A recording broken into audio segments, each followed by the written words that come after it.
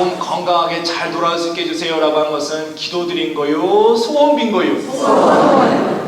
한 사람에게라도 세례를 베푸고 순교를 당한들 저는 여한이 없겠습니다 라고 한 것은 소원 빈 거요? 기도드린 거요? 여러분들은 오늘 소원 빌러 왔어요? 기도드리러 왔어요? 그래요. 소원도 빌고 기도도 하시고. 어? 자, 여러분들 기도와 소원의 차이가 뭔지 알겠어요? 네. 자, 그러면서 부모님과 작별 인사 나눌 때 어머니 아버지 저 잘 다녀오겠습니다가 아니라 저 이제 순교를 갑니다. 그렇게 인사 나눴다고 그럽니다. 그러면 떠나는 아들 앞에서 눈물 보일 수 없으니까 푹 참으셨다가 웃는 얼굴 억지로 보내주셨다고 그래요. 그리고 나서 6개월 후에 혹은 1년 후에 조선으로부터 한 통의 편지가 날라오면 그 편지를 받아안고 동네 사람들과 함께 잔치를 벌였다고 합니다. 저 여기서 몸 건강히 잘 지내고 있으니까 아무 걱정하지 마시고 곧 찾아가 뵙겠습니다 라고 하는 아무 편지가 아니라 순교했다는 편지입니다. 그 편지를 받아안고 동네 사람들과 함께 잔치를 벌였다는 거예요. 드디어 내 아들 신부가 순교의 월기관을 썼노라고, 그러니 함께 기뻐해달라고 축하해달라고 그랬다고 합니다. 미쳤죠? 미쳐도 한참 미쳤죠?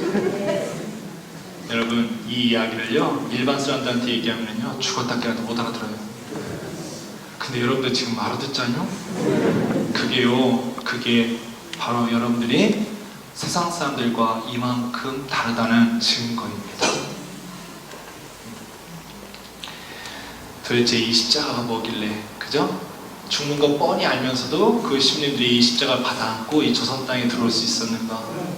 도대체 이 십자가가 뭐길래 아들이 죽었다는 소식에 대성통곡을 해도 부족할 판인데 오히려 잔치를 벌일 수 있는 그 힘이 솟아나는가?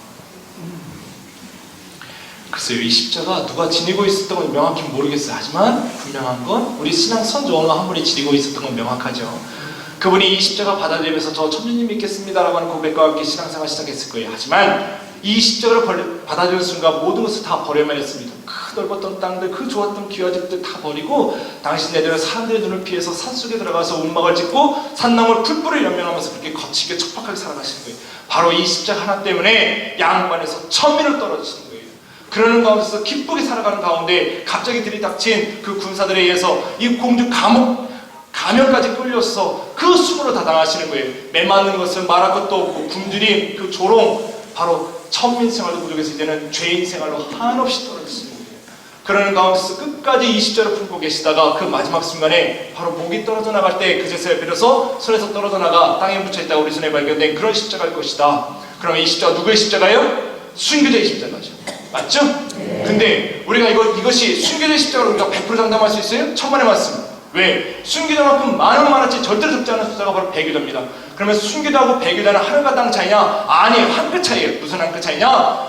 그분 역시 이 십자가를 받아들이면서 저 천주님 믿겠습니다 라고 하는 고백과 함께 신앙생활을 시작했습니다. 기꺼이 양반에서 천민으로, 또한 기꺼이 천민에서 죄인 생활로 끝까지 쭉 나아가십니다. 하지만 그 마지막 순간에 개똥밭에 굴러도 어디가 낫다고요? 이승이 났다고. 그동안 잘 품고 있었던 이 십자가, 그 죽음이, 그 목숨이 아까워서 두려워서 그동안 잘 품고 있었던 십자가, 나 더 이상 천주님 안 믿겠소 라고 하면서 내 팽개치고 나간 사람의, 그래서 땅에 묻혀있다가 우리 손에 발견된 그러한 십자가일 것이다. 그러면 이 십자가 누구의 십자가예요? 배교자의 십자가죠. 내 팽개치지 십자가니까. 여러분, 배교하는 거 어렵지 않았어요. 십자가 버리기만 하면 돼요. 내가 밟기만 하면 돼요. 내가 팽개치기, 내가 그냥 그 침만 뱉으면 얼마든지 살 수 있었어요. 지금도 우리 십자가 많이 버리잖아요. 짊어지지 않으려고 하고. 십자가 자꾸 내 팽개치려고 하다 보니까 지금 이렇게 아픈 이 일들이 벌어지는 거 아니야, 지금 우리 주변에서. 그러면 이 십자가 누구의 십자가예요? 배교자의 십자가죠. 그러면 이 십자가 순교자의 십자가 쓰면 좋겠어요? 배교자의 십자가 쓰면 좋겠어요? 아까 십자가 보여달라고 아주 그냥 소리를 고래고래 지르듯이 그냥 함성을 치시더만 지금 왜 이렇게 다 모기 같은 목소리요? 다시 순교자의 십자가였으면 좋겠어요? 배교자의 십자가였으면 좋겠어요? 순교자. 정말 순교자의 십자가였으면 좋겠어요? 네. 확실해요? 네. 틀림없어요? 네. 분명해요? 네. 근데 어쩐데 이거 별로 중요하지 않은데?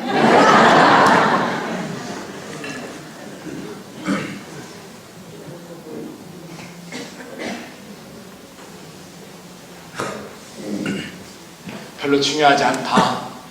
왜냐하면 이것이 순교자의 십자가였든 배교자의 십자가였든 그것은 중요하지 않고 오히려 중요한 것은 바로 오늘부터 여러분들이 제일 중요합니다. 여러분, 이 십자가가 정말 우리 순교자의 손에 있었던 순교자의 십자가였다면 오늘날 내가 그분들로부터 내가 이 십자가를 이어받아서 죽는 그 순간까지 이 십자가를 내가 꼭 끌어안고 산다면 이 십자가는 더욱더 순교자의 십자가로서 빛이 나는 것입니다. 설사 이것이 배교자의 손에 있었던 내 페니치스 십자가였더라도 내가 다시 주워서 깨끗이 털어서 죽는 그 순간까지, 아니 관속에까지라도 내가 이 십자가를 꼭 끌어안고 내가 들어간다면 이 십자가는 더 이상 배교자의 십자가가 아니라 순교자의 십자가로서 변화가 된다. 바로 여러분들의 그 믿음, 여러분들의 그 신앙, 여러분들의 온 삶을 통해서 그렇게 변화가 된다는 얘기입니다. 그래서 여러분들이 좀 전에 순교자의 십자가였으면 좋겠습니다 라고 바람을 말씀하셨는데 그것은 바람이 아니라 바로 오늘부터 여러분들이 하셔야 될 몫입니다. 선물입니다. 그런 의미에서 여러분, 이 십자가 보세요. 이 십자가 있는 그대로 다 받아들이십시오. 그리고 죽는 그 순간까지 앞이 아무리 캄캄하고 답답하고 캄캄하다 하더라도 끝까지 포기하지 마시고 희망을 잃지 마시고 꼭 끌어안고 살아가십시오. 그것이 우리가 그토록 자랑스러워하는 수많은 우리 순교 소녀들의 그 후손으로서 살아가는 이 시대의 또 다른 살아있는 증거자, 살아있는 순교자의 모습으로 거듭 태어날 것입니다. 네.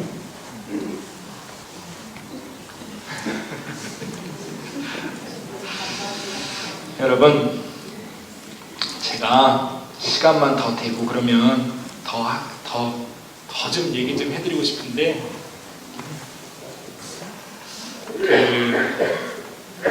나중에 더 기회되면 나중에 더 기회되면 그때 더 얘기하죠. 근데 오늘 이렇게 꾸리아가들이 이렇게 꾸리아에서 다 오셨는데 오후에 강의해달라는 분들이 아무도 없었네. 그러고 보니까요. 네?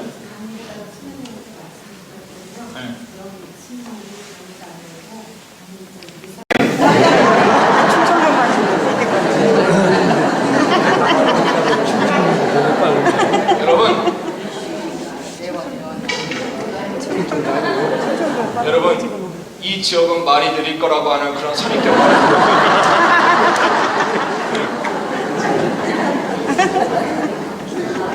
여러분들 못 알아듣는 거 없잖요? 다 알아듣죠? 그래요. 뭐요? 제가 할 얘기는 많고 시간은 없고 그래서 내가 어쩔 수 없는 거예요. 내가 이렇게 말을 하고 있는데 내가 입이 얼마나 아프겠어요 지금. 잘 따라와요. 그러니까. 그래서 그 소식을 전하기 시작한다는 얘기입니다. 그럼 그 소식이 뭔 소식이요? 기쁜 소식, 그게 복음이요. 그죠? 여러분들 복음 전해봤어요? 길거리에 나가서 예수 천당 부신지요? 그게 아니라 복음을 전한다는 얘기는 구체적으로 그리고 본질적으로 내가 증거한다는 얘기요. 증거란 얘기는 바로 그리스도의 죽으심과 부활하심을 내 손소, 내 삶을 통해서 증거한다는 얘기입니다. 그 증거라는 의미는 뭐냐? 나중에 또 다시 얘기할게요. 근데 이게 만만치가 않은 거예요. 왜? 너 예수에 대해서 너 한마디 더 하면 너 죽는다 그러거든요. 그래도 난 목숨 때는 죽음 때는 두렵지 않아. 그러면서 끝까지 예수 그리스도의 죽으심과 부활하심을 증언을 하다가 정말로 돌에 맞아오면서 죽어간 첫 번째 증거자가 있으니 그가 누구예요? 스테파노죠. 자, 그럼 스테파노 성인이 바로 사람들로부터 끌려와서 조롱을 받으면서 돌에 맞고 있는 그 순간으로 우리가 한번 거슬러 올라가 보자는 거예요. 자, 스테파노 성인이 도대체 거기에 누구 때문에 끌려와 있는 거예요? 대답 좀 해봐요. 누구 때문에 끌려와 있어요? 예수님. 누구 때문에 조롱받아요? 누구 때문에 돌 맞아요? 누구 때문에 피 흘려요? 누구 때문에 죽는 거요? 그렇죠. 자신의 위엄과 품위를 드러내기 위해서 의젓하게 돌에 맞고 있는 거 아니라는 얘기입니다. 바로 예수님 그분을 증거하기 위해서 그렇게 피를 흘려가면서 죽어가는 얘기예요. 자, 그렇다면 스테파노 성인이 점점점 그렇게 피를 흘려가면서 죽어가는 그 가운데 그 스테파노 성인을 통해서 지금 누가 드러나고 있는 거예요? 그렇죠. 그리스도가 드러나는 거예요. 정확히 말하면 부활하신 그리스도의 현존이 더욱더 크게 드러나는 순간이다. 그래서 바로 스테파노 성인이 죽어간 그 자리, 그 시간이 바로 그리스도의 현존. 다시 말하면 당신이 갈릴리 호수를 다니실 때는 그 신성을 감추시고 아버지의 모습을 보여주셨단다면 이제 부활하신 예수님께서는 그 인성마저도 감추신 채 그 누군가를 통해서 당신의 현존을 드러내기 시작하셨다는 얘기입니다. 그렇기 때문에 스테파노 성이 죽어간 그 자리와 그 시간이 그리스도의 현존을 위해서 거룩하다는 얘기예요. 그래서 우리 교회가 스테파노 성이 죽어간 그 시간, 바로 우리 교회가 기념하고 있는 것이요 또한 그 자리 역시 예수님의 현존을 위해서 거룩한 땅이다 부를 수 있다는 얘기입니다. 그래서 성지라고 하는 거룩한 땅이라고 하는 그 의면에는 바로 그리스도의 현존이라고 하는, 그래서 그분을 증언하다라고 하는, 그래서 이 말을 마르티리움이라고 얘기를 하는데 그 말이 바로 증거하다, 증언하다, 다시 말하면 순교하다라는 말로도 번역이 되는 거예요. 그래서 이 모든 것이 다 함축되어 있는 것인데 다들 여기저기서 성지라고 이름을 갖다 붙이다 보니까 그러한 성지와 구별하기 위해서 굳이 붙이지도 않아도 될 말에도 불구하고 그 앞에 순교 성지다라고 이름을 붙이는 거예요. 여기가 뭔 성지요? 이따 또 물어볼 거예요. 여러분 소고기 좋아해요? 네? 소고기 네. 좋아해요? 네. 오늘 점심에 소 한 마리 잡을까요? 뭐 대답이 없어요. 잡아요 말아요? 잡아요? 네. 그럼 어제 저녁이라도 얘기 좀 하시지. 아니 소 잡는 건 어렵진 않은데요. 아니 물 끓이려면 시간이 너무 많이 걸려서. 그래서 오늘은 어쩔 수 없이 그냥 소 한 마리 잡았다 치고, 응? 자 여러분들 소 한 마리 잡으면 제일 맛있는 데가 어디요? 안심? 등심. 특수 부위? 여러분 소 한 마리 잡으면 제일 맛있는 데가 등심 아니야? 등심? 등심 중에서도 살아있는 말랑말랑한 생등심, 생등심 중에서도 요즘처럼 꽃이 활짝 펴있는 꽃등심. 등심 제일 비싸죠. 자 여러분들 소 한 마리 잡아서 여러분들에게 나눠주기 시작하는데 정말 어떤 분한테는 A2+의 꽃등심 한 건 딱 드리고, 어떤 분한테는 그냥 등심, 어떤 분한테는 안심, 어떤 분한테는 꽃살? 그래요, 꽃살. 어떤 분한테는 엉덩이에 붙어있는 살 한 번 뚝 떼서 주고, 어떤 분한테는 꼬랑지에 붙어있는 살 탁탁탁 긁어서 간신히 한 번 만들어서 주고. 그럼 분명히 여러분들이 와서 저한테 따질 거예요. 주님, 누군 입이고 누군 거시기요? 누군 꽃등심 한 건 주고 누구는 꼬랑지에 붙어있는 살, 이런 차별이 어딨냐고 그러면서 저한테 와서 분명히 항의를 할 거예요. 그러면 저는 여러분들이 그렇게 얘기할 거예요. 뭔 얘기냐고? 지금 소 한 마리에서 나온 똑같은 소고기 아니냐고. 제가 소 잡고 돼지 잡고 닭 잡아서 누구한테는 소고기를 주고 누구한테는 돼지고기를 주고 누구한테는 닭고기를 줬단다면 그건 차별이죠. 하지만 지금 소 한 마리에서 나온 똑같은 소고기 아니냐고. 아니 등에 붙어있는 살이나 꼬리에 붙어있는 살이나 똑같은 살 아니냐고. 소고기살. 그러면 여러분들은 별 할 얘기는 없을걸요? 그래도 뒤돌아서서 한마디 하고 갈 거예요. 저 친구는 고기 맛도 모르는구만. 말이 안 통해. 자 여러분 비유가 그렇게 썩 적절한 것은 아니지만, 자 소 한 마리에서 나온 고기에서 다 같은 고기가 대답 좀 해. 다 같은 고기가 아니야. 성지라서 다 같은 성지가 아니야. 성지 중에서도 정말 더 귀한 그런 꽃등심 나도 같은 성지가 있으니 그 성지가 바로 무슨 성지? 또 황새바위. 또 난 지금까지 나는 황새바위에 황자도 안 꺼냈어요 지금. 여러분들 황새바위 처음 왔다고 미안하니까 아주 그냥 자 순교 성지다. 무슨 성지요? 내가 또 물어볼 거예요.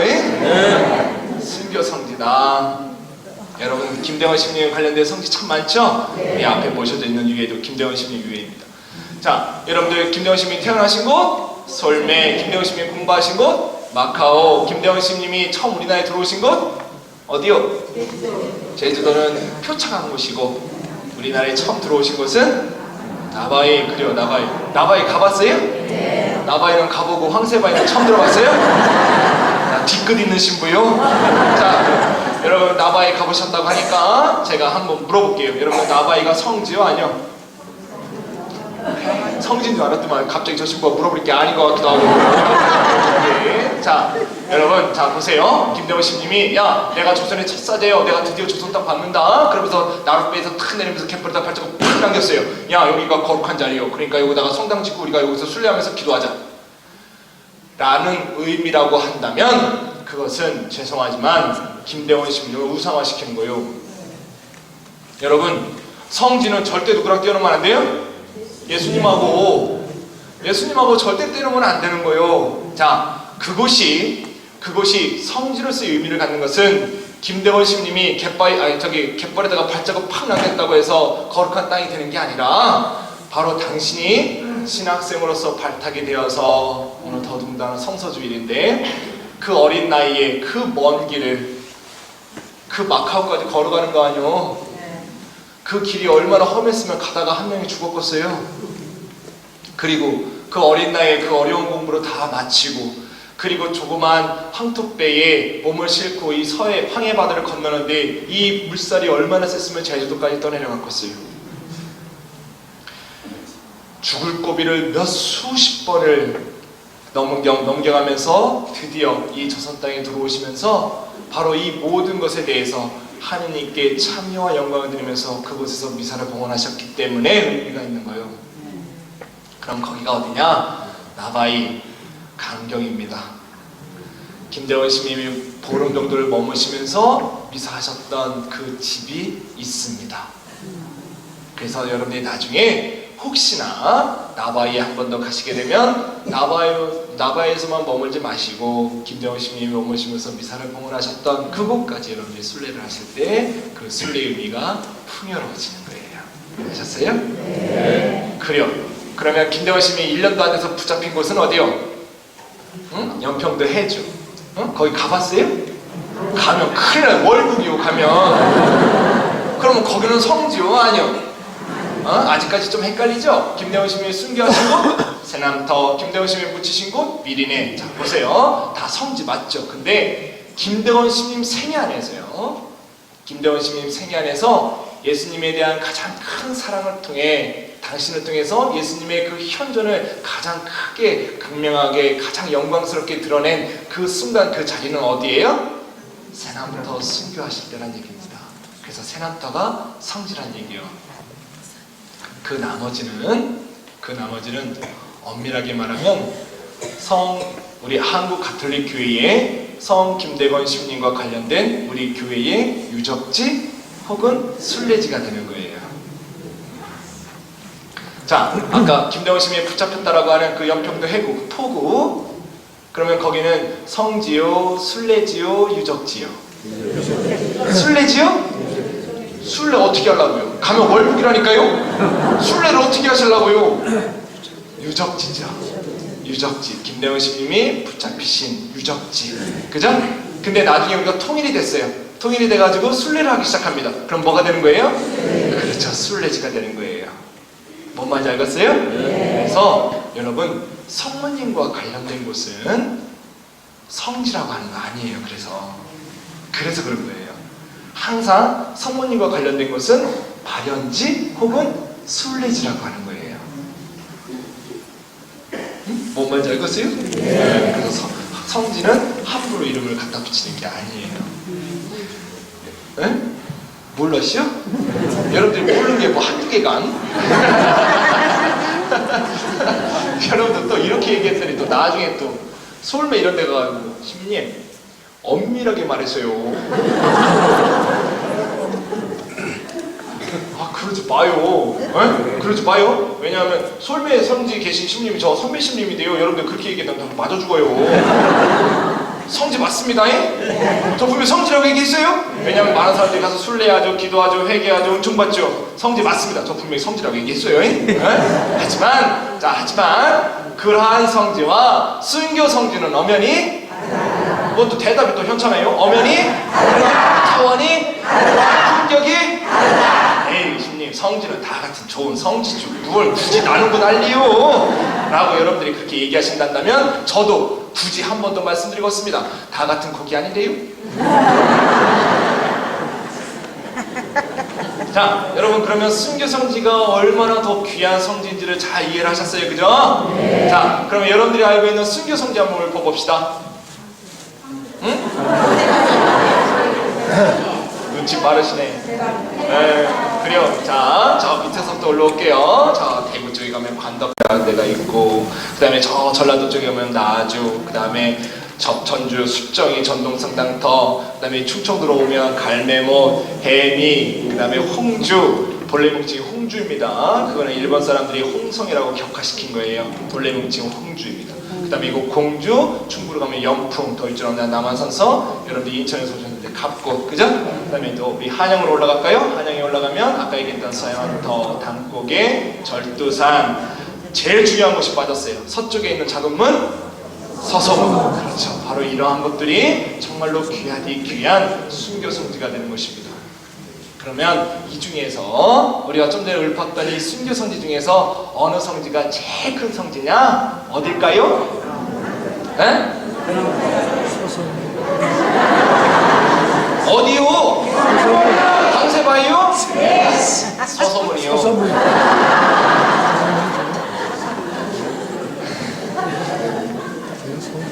네, 맞는 얘기요. 틀린 얘기는 아니요. 네, 제가 서서문부터 얘기할게요.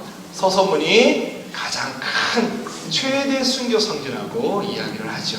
왜냐하면 그 이유가 있어요. 자, 우리가 대부분의 아까 좀 전에 읊었던 우리 순교 성지 그 부분 가만히 보면 그 순교 기록을 보면 많아야 20여 분 내외입니다. 20여 분 내외. 물론 그 이상이 되는 곳이 있죠. 그 이상이 되는 곳은 안타깝지만 그랬다더라입니다. 무슨 얘기냐? 여기서 1000명 순교했대. 뭔 얘기요? 이 사람아, 내가 잘하는데 2000명은 좋게 넘어. 뭔 얘기야? 내가 확실히 하는데 3000명은 너뿐이 여기서 순교하셨거든? 그 진짜요? 진짜지? 그 근거는 있나? 아니, 근거는 없어. 그럼 우지야? 그냥 믿어 이겁니다. 보지 않고도 믿는 사람은 행복하다. 지난주 복음 말씀만요? 복음 말씀? 여러분, 우리들끼리는요, 거기에서 한 분이 순교하셨든 100분이 순교하셨든 1000분이 순교하셨든 순교했다는 그 자리 그 자체가 중요하기 때문에 별 큰 의미가 없어요. 하지만 우리들끼리는 별로 큰 문제가 되지 않는데 이제는요, 성지가요 우리들만의 전유물이 아니요. 여러분들 이런 성지에 꼭 우리 천주교 우리 교우분들만 오셔야 되는 거예요? 아니요. 불교 신자 오면 안 돼요? 개신교 신자들 오면 안 돼요? 그리고 일반 사람들 그냥 와도 안 돼요? 돼요. 그죠? 여러분 여기요 웨딩 촬영하러 많이 와요? 진짜? 네. 웨딩 촬영하러 온다니까요? 우리 성지로? 네. 아주 그냥 그쪽 신부는 참 이쁜데 나는 왜 이렇게 우중충한지 모르겠어요. 아무튼 자 바로요 일반 사람들에게, 사회 사람들한테, 타 종교 사람들한테 얘기할 때 있어서는 그 근거가 하나의 추정이기 때문에 그 객관성과 설득력이 떨어지는 거예요. 여러분 예전에 여기 교회 목사님하고요, 교회 신도분들이요 전부 다 와서 저랑 똑같이 미사하셨습니다. 미사를 봉헌했어요. 그 목사님하고 같이요. 네, 여기 요쯤에 앉았었어요. 그러면 제가 미사를 하면서 강론 때 그 위에 여기서요, 여러분 여기서 한 2-3천 명 순교했대요. 이 얘기를 믿거나 전설 따라 서서문은 다르다. 서서문은요 우리 그동안 우리 교회 박해일기 황상의 백서들을 통해서 명확하게 그 기록이 나와 있는 거예요. 이름, 나이, 성별, 출생지, 그분들의 행적까지도. 며칠 바로 이거 서서문에서 참수 교술당했다라고 하는 그 기록이 나온 거예요. 그 기록된 분이 총 몇 분이냐? 101분입니다. 몇 분이요? 그 중에 103에서 44분이 오르셨죠. 이번에도 15분 많이 되시죠. 그래서 서서문 성지를 우리 한국 천주교의 최대 순교 성지라고, 성지 중에 성지라고 일컫는 이유가 바로 여기에 있는 거예요. 몰랐죠? 그러니까 서울에 살면 뭐야? 근데요? 아니 비슷하잖아요 거기, 가깝잖아요 거기. 근데요 여기 놀라운 사실이 하나 있어요. 여러분 이거 공주는요 예로부터 충청 남북도를 전부 다 관할했던 지방 관할 중에는 최고 기관이었던 가명이 있었던 것입니다. 이 가명이 도청, 그 가명이 있던 곳이 대부분 도청이 되죠. 그러면서 일제강점기 때 이 도청이 대전으로 넘어가게 됩니다. 그러면서 이 가명에 있던 문서들이며 건물들을 정리하면서 우연치 않게 어떤 하나의 고문서가 발견돼요. 그러면서 우리 교회가 깜짝 놀랍니다. 왜?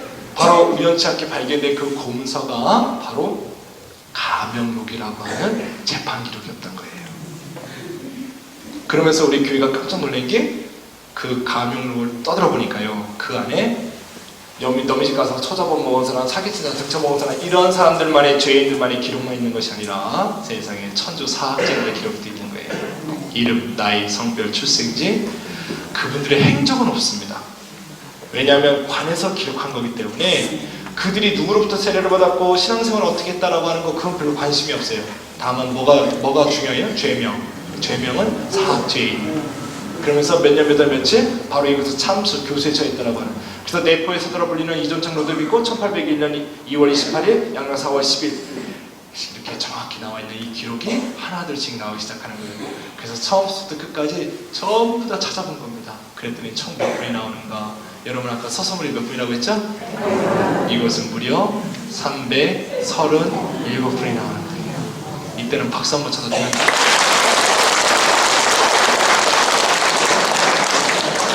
안 잊어먹었죠? 337? 네. 337?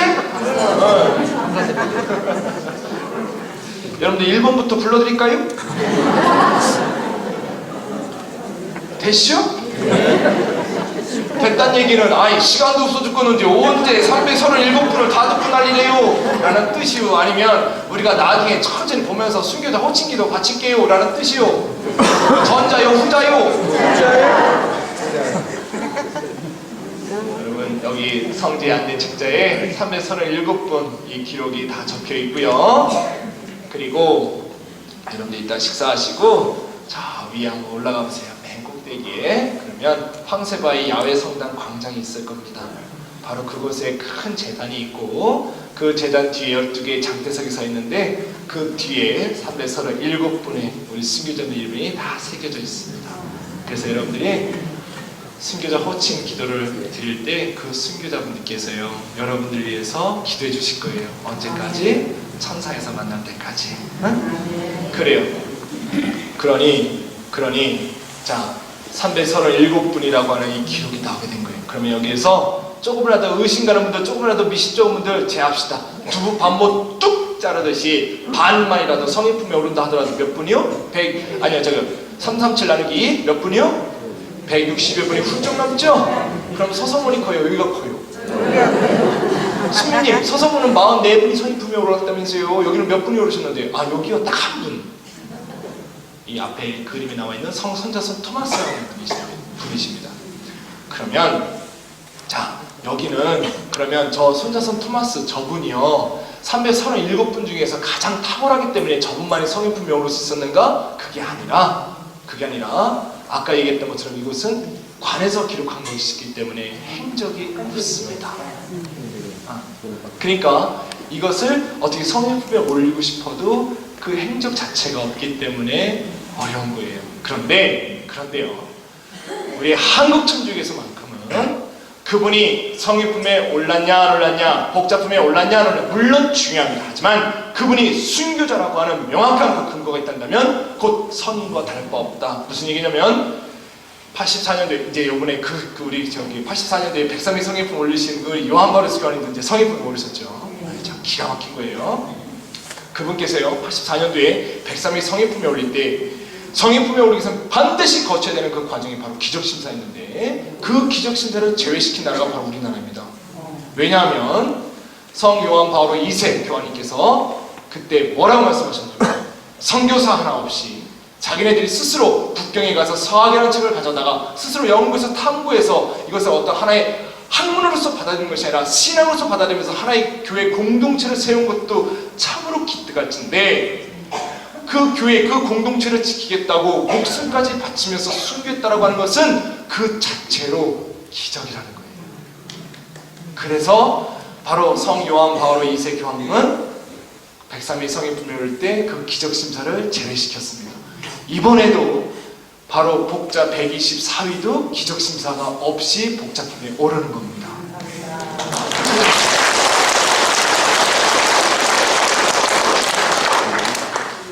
우리나라가 이런 나라요.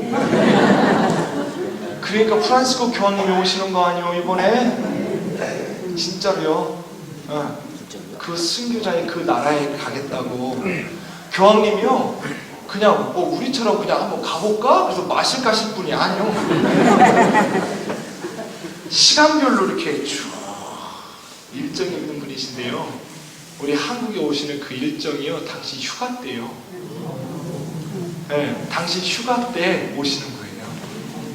바로 우리를 만나기 위해서요. 순교자들의 후손인 우리를 만나기 위해, 여러분들을 만나기 위해서 오시는 거예요. 그러니까 우리가 얼마나 우리가 힘을 주고 다녀도 돼?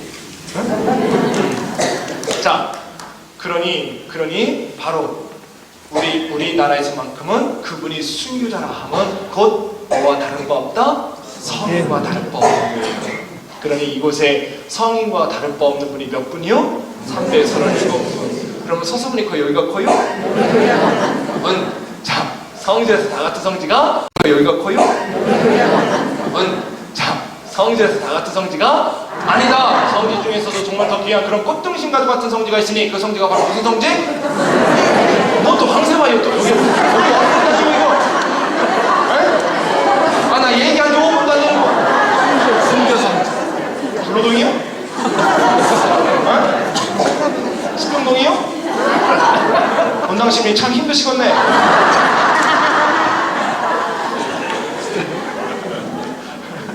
무슨 꽃등심과도 같은 성지가 있으니 그 성지가 바로 무슨 성지? 순교성지. 순교성지 중에서 제일 큰 성지가 바로 서서문 성지인데 그 서서문 성지보다 훨씬 더 많은 우리 순교자들의 이름을 명확히 알 수 있는 곳이 있으니 그 성지가 바로 무슨 성지? 그러니 한국 천 중에서 제일 큰 성지가 무슨 성지? 왜 소리가 작아요?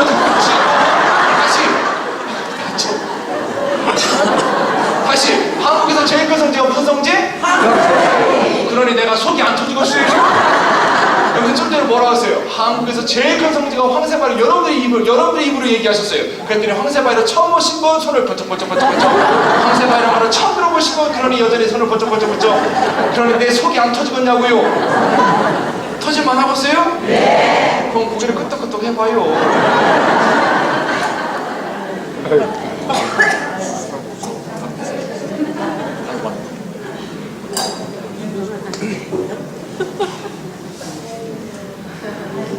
예로부터 이것은 늘 전설과도 같은 얘기가 전해져 오고 있었어요. 바로 이거 황새바위 인근에서 공개처에 있는 날이면 이 맞은편 공산성에서 어찌나 많은 사람들이 그 모습을 지켜봤는가. 그 모습이 마치 병풍과도 같았다. 그리고 어찌나 많은 분들이 이곳을 피를 흘리셨는지 그분들이 그 피가 이 앞에 흐르고 있는 이 큰 금강을 붉게 물들였다고 하는 그런 거짓말 같은 얘기가 늘 전해지고 있었어요. 옛날서부터 그래서 그만큼 많은 분들이 순교를 하셨나 보구나 라고 그렇게 추측을 하고 그렇게 생각을 했었는데 바로 337분이라고 하는 이 순교자분들 이 기록을 통해서 바로 그러한 이야기들이 어떤 하나의 과장된 전설도 아닌 거짓된 표현도 아닌 사실로 밝혀지게 된 것이라는 얘기입니다. 사실 기록에만 337분이지 그 기록에 없는 분까지 합치면 그 수는 헤아릴 수가 없다. 근데 이 얘기는 제 얘기가 아니라 우리 한국천주교회사라고는 아주 두꺼운 역사서 남기신 달래라운 신님이 계신데 그 두꺼운 역사서 안에 공주에 대해서 딱 2줄밖에 기록되어 있지 않다. 뭐라고 남겨져 있는가? 공주에서 순교하신 분의 그 수는 이를 헤아릴 수 없으며 그 수는 오직 천주님만이 아신다라고 그렇게 딱 2줄을 남겨놓으셨습니다. 여러분 제가 좀 전에 꽃등심 얘기하면서 서서문 얘기하면서 한국에서 제일 큰 성지, 여러분 한국의 최대 무슨 성지, 한국의 최초의 무슨 성지 중요하지 않습니다. 왜? 자꾸 그것을 강조한다는 얘기는 성지를 관광 상품화 시킨다는 얘기죠. 그 의미를 훨씬 뛰어넘는 것이 바로 이곳 황새바위입니다. 그래서 이곳 황새바위 일컬어 바로 우리 순교자들의 고향이다. 우리 교회 박해시대의 심장이라 불리는 곳이 여러분들이 와 있는 이곳 황새바위입니다. 여러분 심장의 역할이 뭐예요? 이거 한숨이라도 멎으면 죽어요. 계속 팔딱팔딱 뛰면서요 깨끗하게 걸러진 그 깨끗한 그 맑은 피를 손끝 발끝까지 보내주는 그 원동력이 되는 것이, 그래서 우리가 이렇게 건강하게 지탱할 수 있는 그 원동력이 되는 것이 바로 심장의 역할입니다. 바로 이곳에 수많은 우리 순교소녀들의 그 뜨거운 피가 이 땅에 서리면서 그 땅 위에 우리 교회가 결코 쓰러지지 않고 넘어지지 않고 오히려 더 꿋꿋하게 반듯하게 설 수 있는 그 정초 역할을 한 것이 바로 이곳 황새바위 또한 그분들의 그 피가 지금도 우리의 끊임없는 자양분이 되어서 우리가 이렇게 건강하게 신앙생활을 할 수 있는 그 원동력이 되기 때문에 바로 이것을 일컬어 심장이라 순교자라 고향이라 불린다는 얘기입니다. 그래서 바로 예로부터 순교자는 하늘이 내려주신다고 그래요. 하늘이 내려주신 우리 순교자들의 그 숭고한 피가 흘려지는 그 땅 역시 하늘이 미리 정해주는 땅 아니겠습니까? 미리 정해주는 땅이라 함은 바로 이곳에 여러분들이 탁 특별한 부르심을 받고 이 자리에 오신 것이고, 또한 이 자리에 있는 이 자체가 하늘에서부터 은총이 어마어마하게 쏟아지는 그 자리, 그 순간이란 얘기입니다.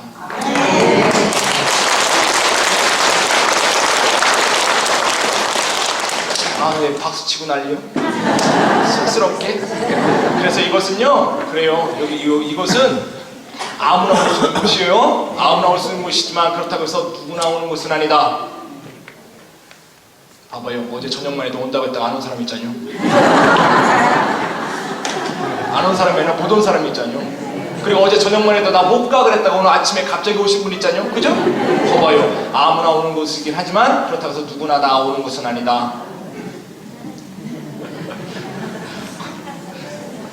오늘 못 온 사람들이요, 은총에서 배제가 됐다는 얘기가 아니라 여러분들이 그만큼 특별히 하나님께서 불러주셔서 이 자리에 오셨고 그 은총을 다 담아가시는 그런 복된 날이 되시라는 의미에서 말씀드린 거예요. 네. 그 은총 때문에 우리가 다 담아가야죠. 네. 자, 이것은 예로부터 황새들의 서식지였기 때문에 황새바위다. 또 하나는 죄인들의 목에 채웠던 항수라고 하는 것이 있는데, 그 항수를 찬 죄인들이 바로 이곳까지 끌려와서 처형당했다 그래서 항쇠바위다 라고 불렀던 겁니다. 그런데 그 황쇠바위가 있었던 곳은 여러분들이 이따가 십자가의 길을 하셨는지 안 하셨는지 이따가 하실지 모르겠는데 저쪽 편에, 그리고 지금요 둘레로 묵주기도 20단계를 바치고 있는데 만들고 있어요. 거의 다 완성됐습니다.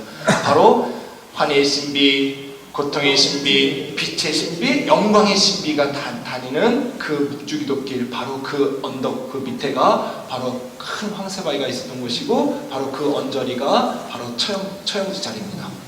묻혔던 곳이고요.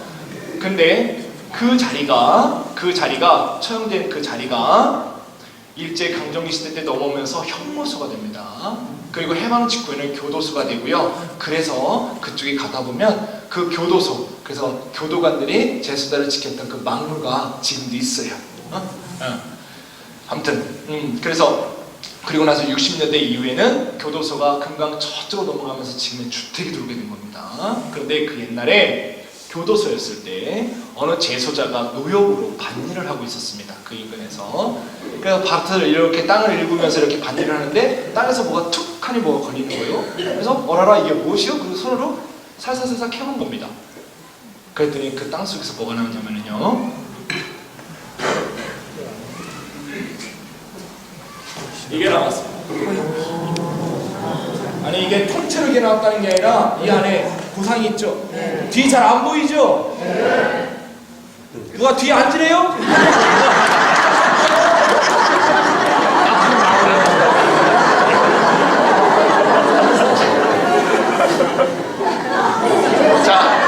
근데 보세요. 자, 보세요. 이 안에 이게 통째로 나왔다는 게 아니라 이 안에 고상이 있죠? 이게 나온 거예요. 근데 여러분들 이렇게 보시기에 왠지 모르게 조금 새 것 같지 않아요?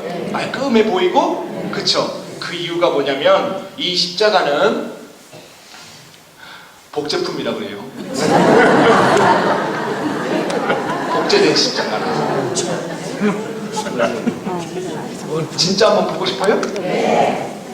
뭐 대답이 현찬티야? 어차피 우린 뒤에 앉아있으니까 보여주든 말든 마음대로 하시오. 그런데 이거 진짜 한번 보고 싶어요? 네. 정말이에요? 네. 소원이에요? 네. 이거 진짜 여러분들 소원이라니까 내가 마음이 약해지는데요. 제가 이거 진짜 잘 안 보여드리는데요. 제가 오늘 특별히 오늘 성소주일이라서 여러분들에게만 특별히 보여드리는 거예요. 네. 그러면 네. 어디 가서 봤다는 얘기하면 안 돼요. 알았죠?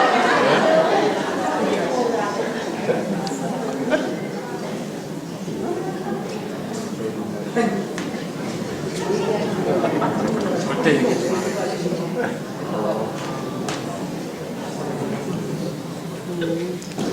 이게 나왔어요. 이때는 박수 한번 쳤네요.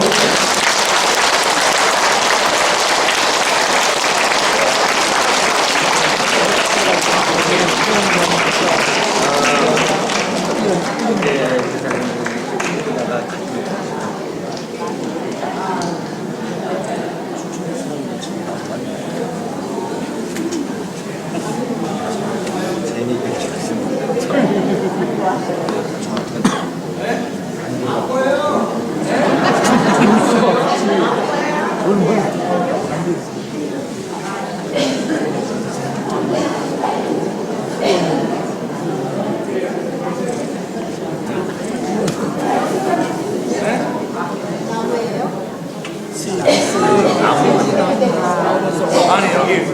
앞에 앉으셔가지고 오늘 웬 대박일이야?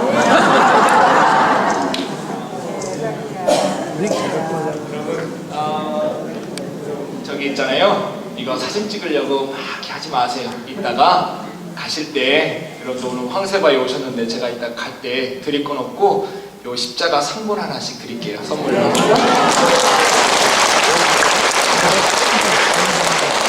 그 상본이 있나 물어봤네. 남았나 물어봤어요.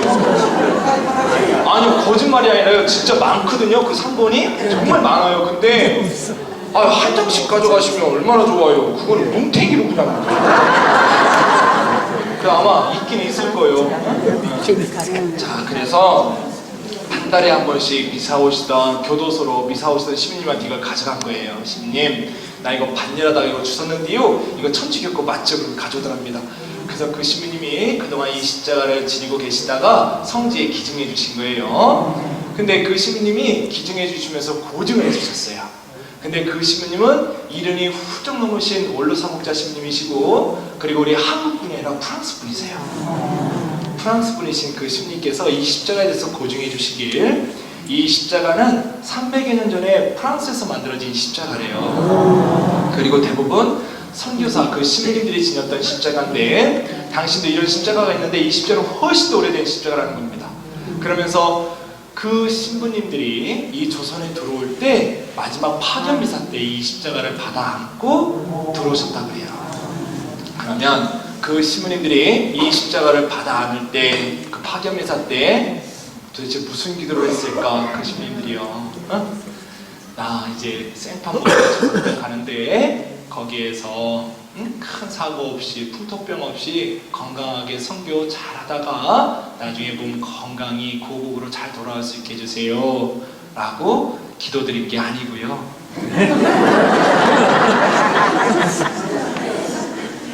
나 이제 바켓속에 있는 조선에 가노니 성부와 성자와 성령의 이름으로 단 한 사람에게라도 세례를 베풀고 순교를 당한들 저는 여한이 없겠습니다 라고 기도하셨다고 해요.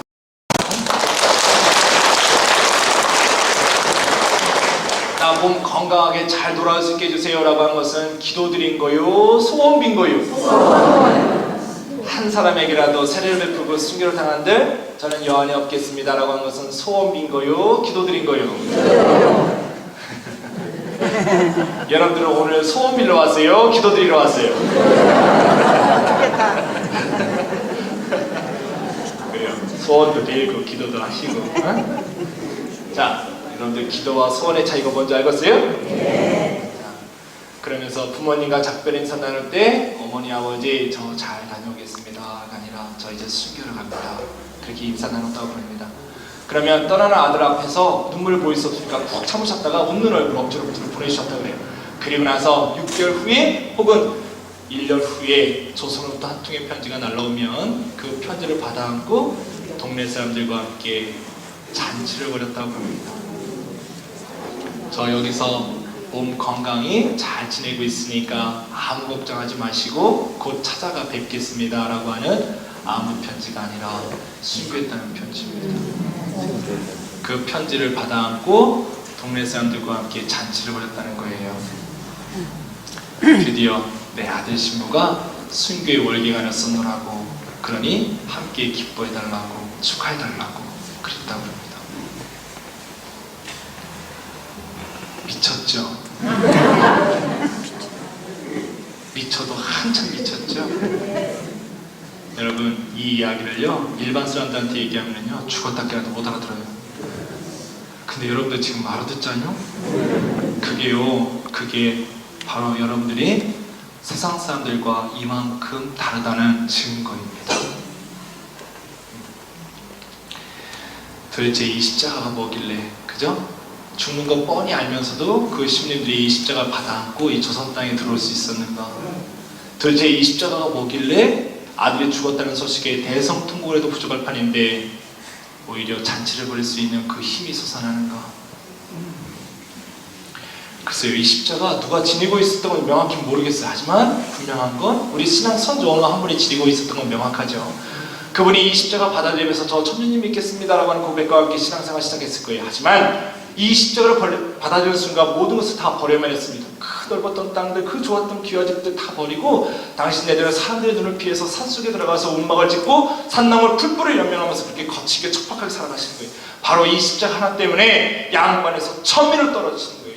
그러는 가운데서 기쁘게 살아가는 가운데 갑자기 들이닥친 그 군사들에 의해서 이 공주 감염까지 끌려서 그 수모로 다 당하시는 거예요. 매맞는 것은 말할 것도 없고 굶주림, 그 조롱, 바로 천민 생활도 부족해서 이제는 죄인 생활로 한없이 떨어지시는 거예요.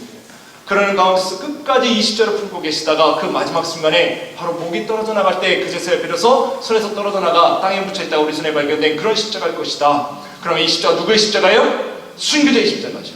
맞죠? 네. 근데 우리가 이것이 순교자의 십자가로 우리가 100% 장담할 수 있어요? 천만의 말씀. 왜? 순교자만큼 많았지 절대로 적지 않은 숫자가 바로 배교자입니다. 그러면 순교자하고 배교자는 하늘과 땅 차이냐? 아니, 한 끗 차이예요. 무슨 한 끗 차이냐? 그분 역시 이 십자가를 받아들이면서 저 천주님 믿겠습니다 라고 하는 고백과 함께 신앙생활을 시작했습니다. 기꺼이 양반에서 천민으로, 또한 기꺼이 천민에서 죄인 생활로 끝까지 쭉 나아가십니다. 하지만 그 마지막 순간에 개똥밭에 굴러도 어디가 낫다고요? 이승이 났다고 그동안 잘 품고 있었던 이 십자가, 그 죽음이, 그 목숨이 아까워서 두려워서 그동안 잘 품고 있었던 이 십자가, 나 더 이상 천주님 안 믿겠소 라고 하면서 내 팽개치고 나간 사람의, 그래서 땅에 묻혀있다가 우리 손에 발견된 그러한 십자가일 것이다. 그러면 이 십자가 누구의 십자가예요? 배교자의 십자가죠. 내 팽개치지 십자가 아닌가. 여러분, 배교하는 거 어렵지 않았어요. 십자가 버리기만 하면 돼요. 내가 밟기만 하면 돼요. 내가 팽개치기, 내가 그냥 그 침만 뱉으면 얼마든지 살 수 있었어요. 지금도 우리 십자가 많이 버리잖아요. 짊어지지 않으려고 하고. 십자가 자꾸 내 팽개치려고 하다 보니까 지금 이렇게 아픈 이 일들이 벌어지는 거 아니야, 지금 우리 주변에서. 응? 그러면 이 십자가 누구의 십자가예요? 배교자의 십자가죠. 그러면 이 십자가 순교자의 십자가였으면 좋겠어요? 배교자의 십자가였으면 좋겠어요? 아까 십자가 보여달라고 아주 그냥 소리를 고래고래 치듯이 그냥 함성을 치시더만 지금은 이렇게 다 모기 같은 목소리요? 다시 순교자의 십자가였으면 좋겠어요? 배교자의 십자가였으면 좋겠어요? 순교자! 정말 순교자의 십자가였으면 좋겠어요? 네. 확실해요? 네. 틀림없어요? 네. 분명해요? 네. 근데 어쩐데요? 별로 중요하지 않은데?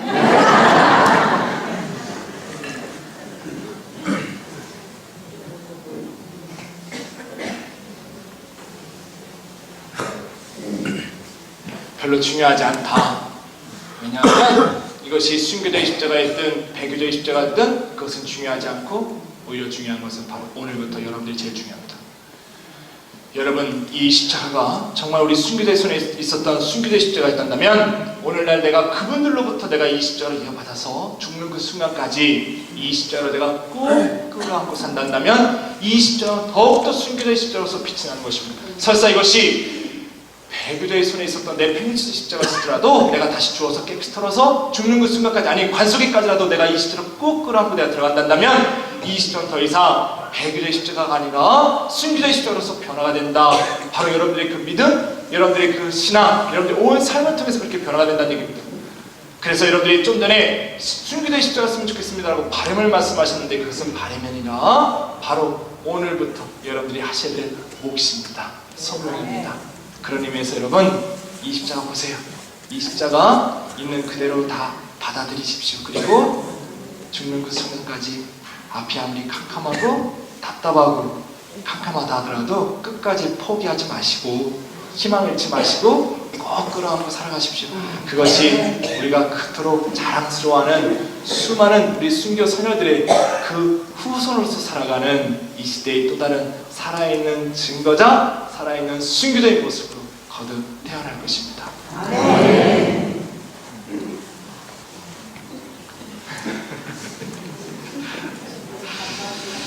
여러분, 제가 시간만 더 되고 그러면 더 좀 얘기 좀 해드리고 싶은데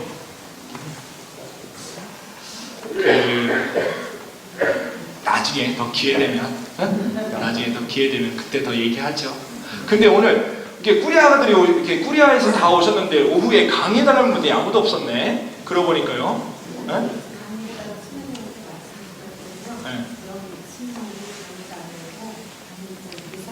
다시 수질 검사를 하면서 이번에는 수질 검사 플러스 성분 검사를 했어요. 네. 물 안에 들어있는 성분. 그러면 거기에 여러 가지 뭐라 해야 되나, 여러 가지 그 성분들이 있단 말이에요. 좋은 성분들이 뭐 칼슘이라든가 칼륨, 미네랄 이런 것들이요.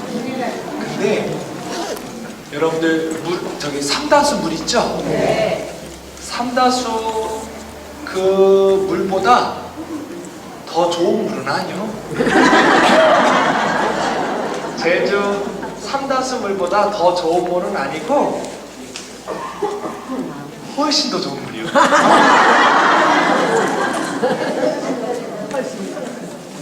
여러분 진짜 뻥 아니라니까요.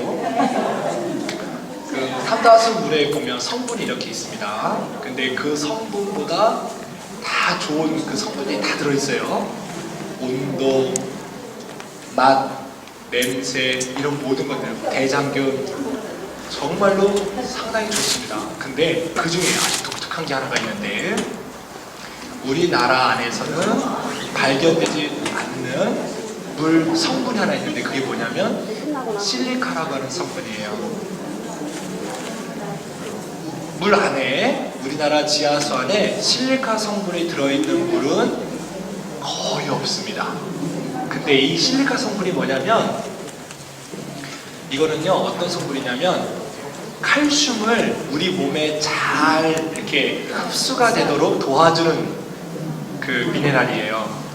그래서 우유라든가 아니면 뭐 멸우치 같은 거 있잖아요. 그런 거 먹었을 때 이 실리카 성분이, 우리 몸에 실리카 성분이 없으면 그냥 다 빠져나가는 거예요. 그래서 이 실리카 성분은 우리 뼈를 튼튼하게 해주는, 그리고 머리카락도 잘 나고 손톱도 잘 자라게끔 해주는 아주 좋은 물이고, 또 더더군다나 근육, 그래서 특별히 심장 근육을 아주 튼튼하게 해주는 아주 좋은 성분이에요. 그래서 이 실리카 성분이 들어있는 이 물이 그래서 상당히 어마어마하게 좋은 물인 겁니다. 그래서 이 물을 가지고 실험을 한번 했어요. 그러니까 치매 환자하고 알츠하이머 이런 거 있죠? 그런 환자한테 실리카 성분이 들어있는 물, 그러니까 지하수, 자연물이죠? 그 물을 한 16주간 계속 그 물을 한 1리터에서 2리터 정도 계속 드시게끔 해서 실험을 했는데 정말요, 치매가 더 이상 진행되질 않았고 어떤 분은 그 치매가 호전이 되는 그렇게 되는 그런 물인 거예요. 그래서 제주 삼다수에 이 실리카 성분이 있습니다. 있는데 얼마 안 돼요. 아주 조금 들어있는 거예요. 우리나라에 수입되는 물 중에 알프스에서 수입이 되는 물이 있어요. 에비앙이라고 하는 물입니다. 그래서 마트나 이런 데 가면 비싸죠, 그 물이. 근데 그게 알프스에서 오는 거예요. 저 유럽 알프스에서 오는 물인데 그 물이요 실리카 성분이 들어있습니다. 근데 그 안에 그 실리카 성분이 얼마나 들어있느냐, 28mg이 들어있어요. 그래서 그 물이 상당히 비싼 물이고 좋은 물인 겁니다. 근데 삼다수는 그보다 훨씬 더 적게 있는 거죠. 그런데 여기 우리 황새바위 성지의 이 물에는 실리카 성분이 얼마나 들어있는가? 31g이 들어있습니다.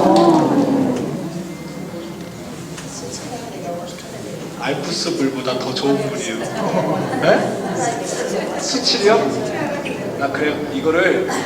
이거를 수질 성분 검사를 해주신 분이 수질 연구소에 계신 우리 형제님이었는데, 그분이 그냥 제가 신님 뭐 지하수 팠다면서요? 그래서 네, 물 검사 한번 해드릴까요? 그래요, 그러면 해줘요. 그러니까 이분도 뭐 성지에서 지하수 팠다니까 그냥 먹을 수 있는 물인지 없는지 그거를 한번 확인해 보려고 그렇게 한 거예요. 근데 이분이 헐레벌떡 뛰어왔어요. 신님 그러면서요. 왜 그래요? 신님 지하수물, 여기 황새바위물 진짜 아유 너무 좋은데요? 물 좋아요. 그냥 먹을만 하죠. 물. 그랬더니 아니에요. 그러면서 우리나라에서 나올 수 있는 물 중에는 최고의 물이랍니다. 그래서 여러분 그러니까 에비앙 그 알프스에서 나오는 그 물보다 훨씬 좋은 물을요 지금 화장실에서 여러분들이 엄청나게 쓰고 온 계시고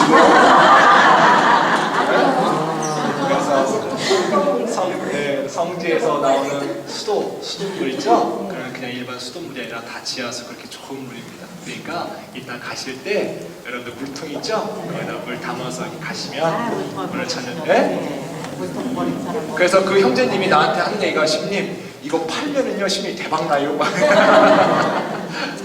그랬는데 그래서 그분이 특별히 부탁한 게 그래서 이거 공주시에 반드시 이렇게 좋은 물이 있다고 하는 거 꼭 일러주라고 그래서 그 물을 보호하시라고 저한테 그러더라고요. 그래서 예? 그렇죠? 그래서 난 머리카락이 잘 나나봐요. 그래서 여러분들 마음껏 물 드세요. 마음껏 떠가셔도 되고 제가 이런 얘기는 공주 사람한테는 얘기 안 해요. 밤이고 낮이고 차대놓고서 못 떠갈까봐 여러분들한테만 알려주는 거예요. 자, 그래요. 여러분들 제가 아까 강론 말미에 십자가 꼭 지니고 다니시라고 그렇게 말씀드렸죠? 그래요. 그러면 저 신부가 십자가 꼭 끌어안고 살라고 했으니까 오늘부터 내 귀걸이는 무조건 십자가, 내 목걸이도 무조건 십자가, 차 안에 걸려있는 성원이도 확 떼어버리고 십자가 하나 크게 달려있는 거 대롱대롱 대고 다니면 내가 죽을 때까지 십자가 품고 사는겨? 여러분 가끔 저보러 가죠? 뭐라 아니요 아니긴 무당들이 그러는데 천주교 신자 없으면 굶어 죽는데요? 내가 이번에 진짜 답답한 일이 있어서 이번 딱 한 번만 눈 한 번 콕 감고 이번 한 번만 딱 전보러 간다고 생각하고 계룡산 이런데 만약에 딱 갔다고 쳐요. 여러분들이 그렇다는 게 아니라 그러면 전보러 딱 가면 무당 그 뒤에 그림들이 걸려 있어요. 그거 봐요. 아는 사람들 벌써 안다니까.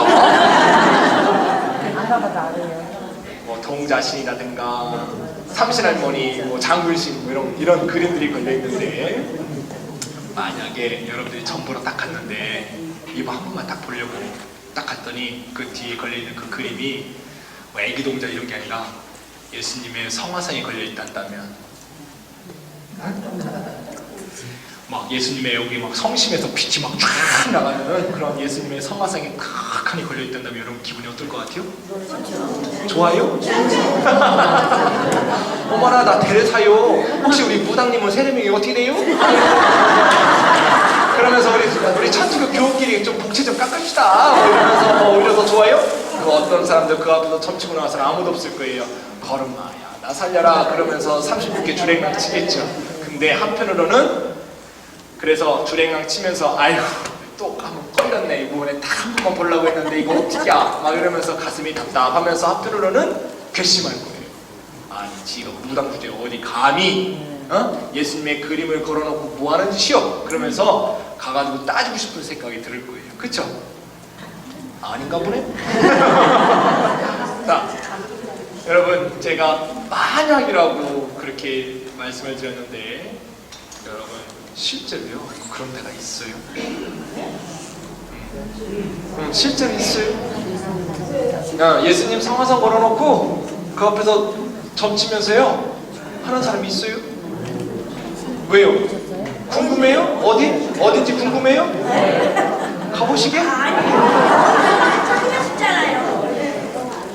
여러분 그 사람은요 그 무속인은 그 예수님 걸어놓고요 뭐라고 부르는가? 예수 보살이라 부릅니다. 예수 보살 그러면서 기가 막히죠. 예수 보살 하면서 그 앞에 쌀 뿌려가면서 점친다는 얘기요. 참 기가 막힌 일이다. 근데 여러분 저는 문득 그런 생각이 들어요. 자 여러분 예수 보살을 지극정성으로 섬기고 있는 그 무당 혹은 예수 보살 앞에서 열심히 빌고 있는 그 사람들과 성당 열심히 다니면서 기도한다고 하는 우리와 뭐가 다른가? 여러분, 그 사람들은, 예수 보살 앞에서 열심히 빌고 있는 사람들은 그거는 기도하는 거 아니요, 소원 빌고 있는 거지. 그죠? 왜냐하면 거기 가는 것 자체가 뭐 소원 성취하려고 하는 거예요. 그래서 그 소원이 이루어지면 다시는 거기 갈 일이 있어요, 없어요? 없어요. 그러니까 그 앞에서 소원 빌고 있는 거예요, 예수 보살 앞에서. 그러면 자, 그 사람들이 뭐라 소원 빌고 있는지 가만히 한번 들여다볼까요? 뭐라고 빌고 있나? 비나이다, 비나이다, 예수 보살이시여, 우리 남편 사업 잘 되게 해주시고, 혹은 우리 남편 이번에 꼭 승진하게 해주시고, 이번에 우리 막내 아들 수능 시험 보는데 수능 대박나게 해주시고, 우리 이번에 막내딸 대학 졸업하는데 직장 잘 잡아서 좋은 사람 만나서 시집 잘 가게 해주시고, 우리 며느리 이번에는 꼭 좀 아들 낳게 좀 해주시고, 아이고 10년째 누워있는 저 시부모님 저것 좀 어떻게 좀 올해는 좀 빨리 좀 해주시고, 아우 지난번에 저거 땅 저 집 내놨는데 올해는 저 어떻게 좀 팔리게 좀 해주시고, 아이고 지난번에 저거 펀드가 뭔가 하라고 해가지고 했더니만 본전도 못 찾고 있는데 좀 본전이라도 좀 건질 수 있게 좀 해주시고. 뭐가 달라요? 물론 여러분들이 그동안 성당에서 기도하면서 여러분들이 여러가지 어떤 청원 기도한 거 다 쓰잘데기 없는 거니까 오늘부터 하지 마십시오 라는 차원에서 드리는 말씀이 아니라, 우리는 그보다 훨씬 더 큰 기도를 충분히 할 수 있는 사람들이고, 충분한 자격이 있음에도 불구하고 너무나도 작은 기도에만 매달려서 사는 모습이 안타까워서 드리는 말씀이라는 얘기예요. 충분한 자격과 충분히 능력이 있는 우리가 그 큰 기도를 드렸을 때, 그 큰 기도가 이루어지면 나머지 작은 기도들은 다 따라옵니다. 내가 굳이 청하지 않아도. 자, 마트에 갔더니 이만한 커피 덩어리를 팔아요. 봤더니 또 옆에 보니까 컵을 또 껴주네. 이쁘죠? 근데 마트에 가가지고 내가 컵이 너무 마음에 들어요. 그래서 아줌마, 아유 이 컵 참 이쁘네요. 나 그렇지 않아도 나 컵 필요했는데 이 컵 얼마요? 이건 파는 거 아니요. 커피 한 달 사시면 이 컵은 공짜요. 사은품 선물입니다. 특별히 가정의 달 5월을 맞아서 이 컵은 사은품입니다. 이 아줌마가 미쳤나? 나는 이거 필요 없다고. 나는 이 컵만 필요하다고. 컵만. 그러니까 컵만 얼마냐고. 이 사람아 정신 나갔나? 왜 내 말귀를 못 알아들어?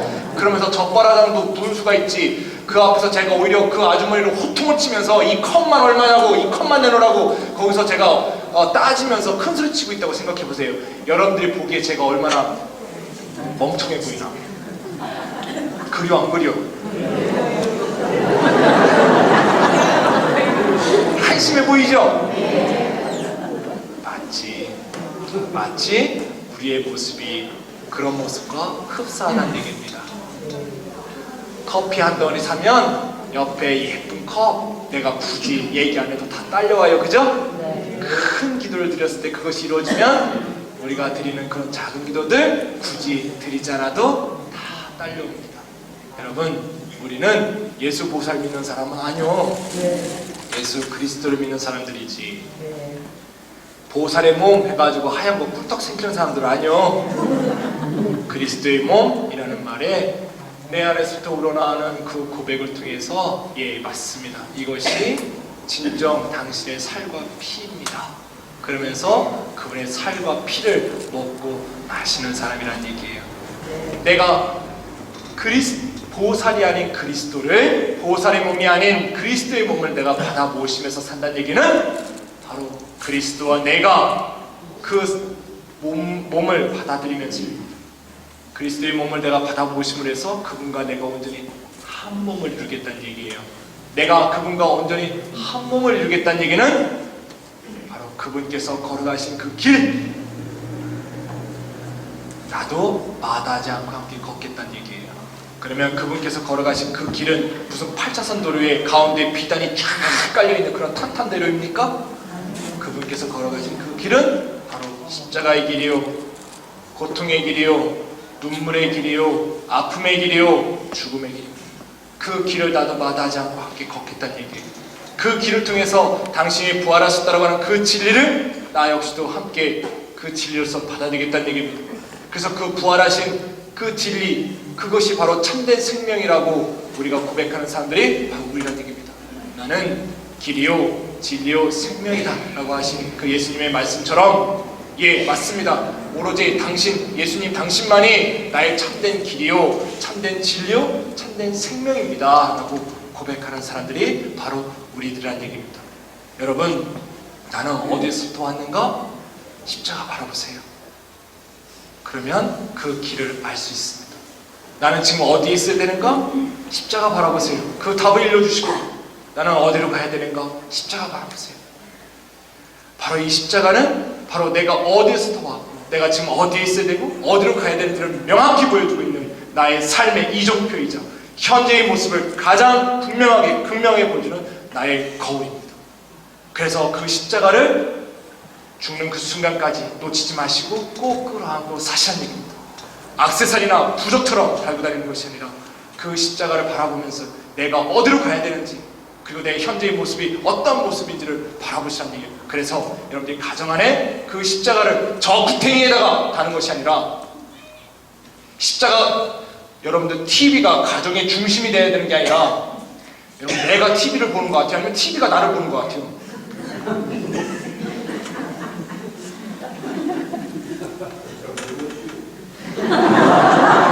정확히 말하면 TV가 나를 보고 있는 겁니다, 여러분.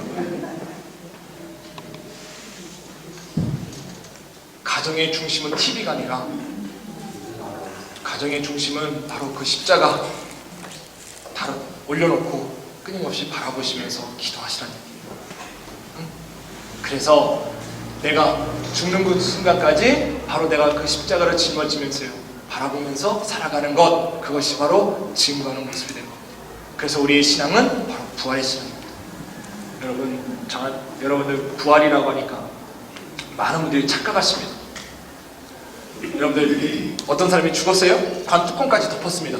그랬더니 이 사람이 나 살았다고 관뚜껑 툭툭툭 치고 있어요. 세상에 이런 일이? 뭐 그런 거 있을 수 있죠 진짜.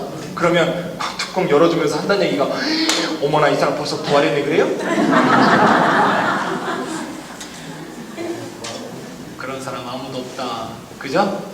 여러분, 부활은 죽은 사람이 다시 벌떡 일어나서 다시 살아가는 생명의 연장선이 부활이 아니라, 내가 살아있을 때 죽어야만이 깨달을 수 있는 진리가 부활입니다. 다시 말씀드려요. 부활은 내가 살아있을 때 내가 죽어야만이 깨달을 수 있는 진리가 부활입니다.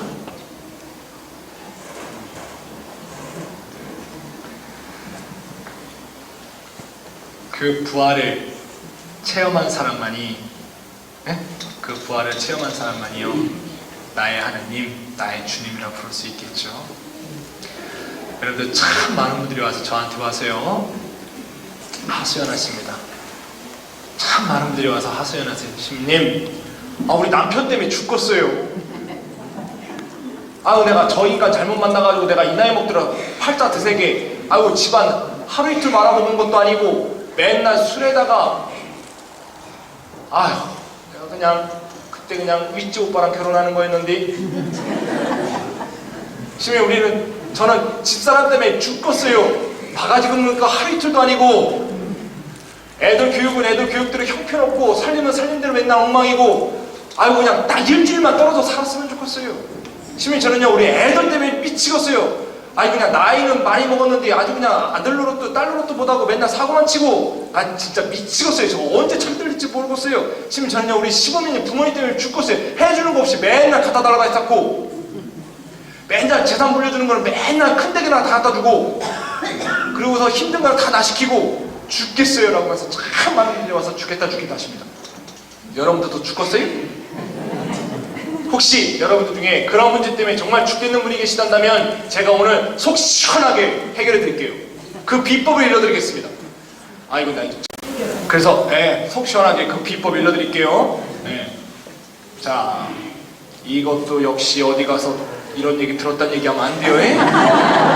딱 듣고 딱 그냥 딱이 딱 닿는 거예요. 자, 죽겠다 죽겠다 이제 그만하세요.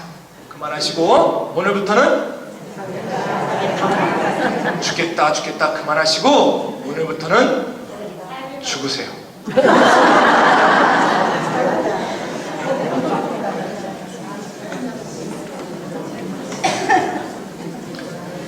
죽겠다 죽겠다 그만하시고 죽으시라고요. 죽겠다 죽겠다 하시면서 백날 죽은 척 해봤자 백날 부활한 척밖에 되지 않습니다.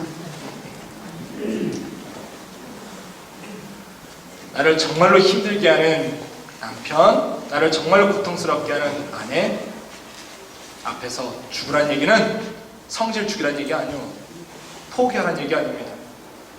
그냥 넘어가란 얘기 아닙니다. 그리스도와 함께 죽으시라는 얘기입니다. 그리스도와 함께 그 앞에서 내가 죽을 때 그리스도와 함께 반드시 되살아날 것입니다. 나를 정말로 힘들게 하는 자식들 앞에서 그리스도 안에서 내가 죽을 때 그리스도 안에서 반드시 되살아날 것입니다. 나를 정말로 힘들게 하는 부모님 앞에서 그리스도를 통해서 내가 죽을 때 그리스도를 통해서 반드시 되살아날 것입니다. 알아들을 귀가 있는 분은 알아들으십시오. 주님, 나는 애들 앞에서 못 죽겠시오. 내가 명색의 부모인데 이놈의 자식들 앞에서 내가 그래요? 죽기 싫어요? 봐드릴게요. 죽지 마요. 죽지 마세요. 주님, 시부모님 앞에서 나 못 죽겠시오. 나 자존심 상해서 나한테 얼마나 상처를 많이 했는데. 그래요? 알았어요. 그것도 봐드릴게요. 죽지 마세요. 자식들 앞에서 죽기 싫으면 죽지 마세요. 부모님 앞에서 죽기 싫으면 죽지 마세요. 제가 그거 봐드릴게요. 근데 아내는 남편 앞에서, 남편은 아내 앞에서는 죽어도 되고 안 죽어도 되고가 아니라 선택의 여지 없습니다. 반드시 죽으셔야 돼요. 반드시. 다시 말씀드려요. 선택의 여지 없습니다. 반드시 죽으셔야 됩니다. 왜? 님이라는 글자에 점 하나 찍으면 뭐예요?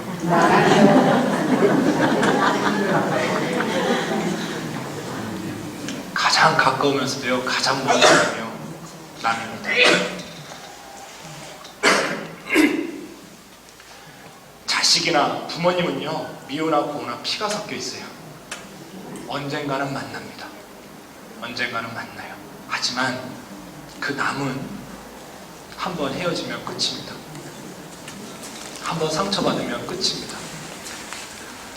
그래서 그 남 앞에서 내가 죽지 못하면서 자식들 앞에서, 부모 앞에서 죽는다? 거짓말입니다. 거꾸로요. 내가 남 앞에서 내가 죽을 수 있단다면 자식 앞에서, 부모 앞에서는 내가 죽으려고 노력하지 않아도 자연스럽게 죽을 수 있습니다. 그래서 바로 남편은 아내 앞에서, 아내는 남편 앞에서는 죽어도 되고 안 죽어도 되고 반드시 죽으시라는 얘기입니다.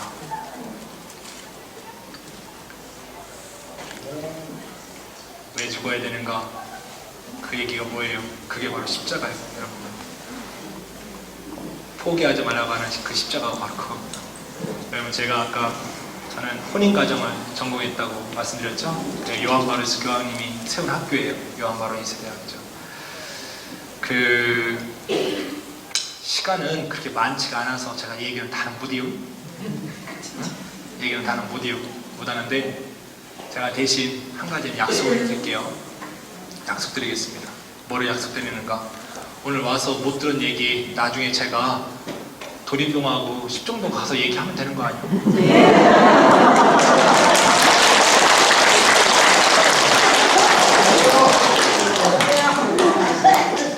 빨리 얘기해요. 나 바쁜 친구요.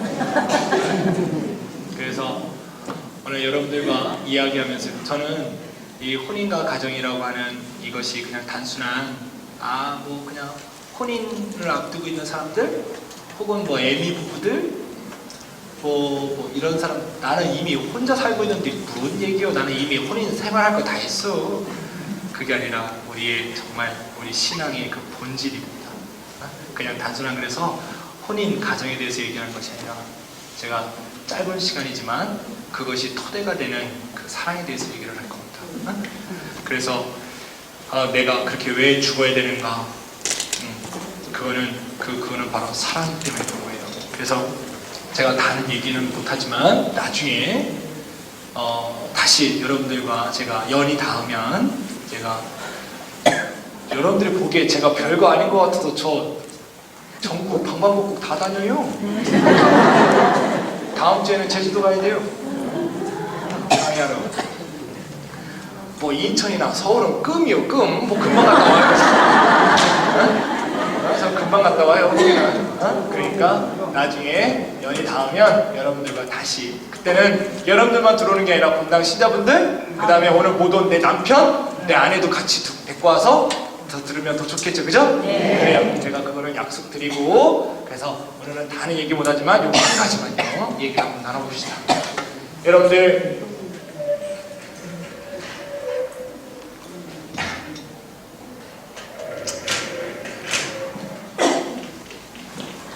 아휴, 잠깐만, 여러분들 진짜 몇 시까지 가야 돼요? 네? 상관없어요? 여러분들 무슨 강의비도 안 내면서 다 듣고 가려고 그냥. 사랑이 있고요, 사랑하는 것이 있어요. 같은 말이요? 다른 말이요? 다른 말이죠. 사랑이라고 하는 것이 있고 사랑하는 것이 있어요. 그럼 다르죠? 뭐가 더 중요해요?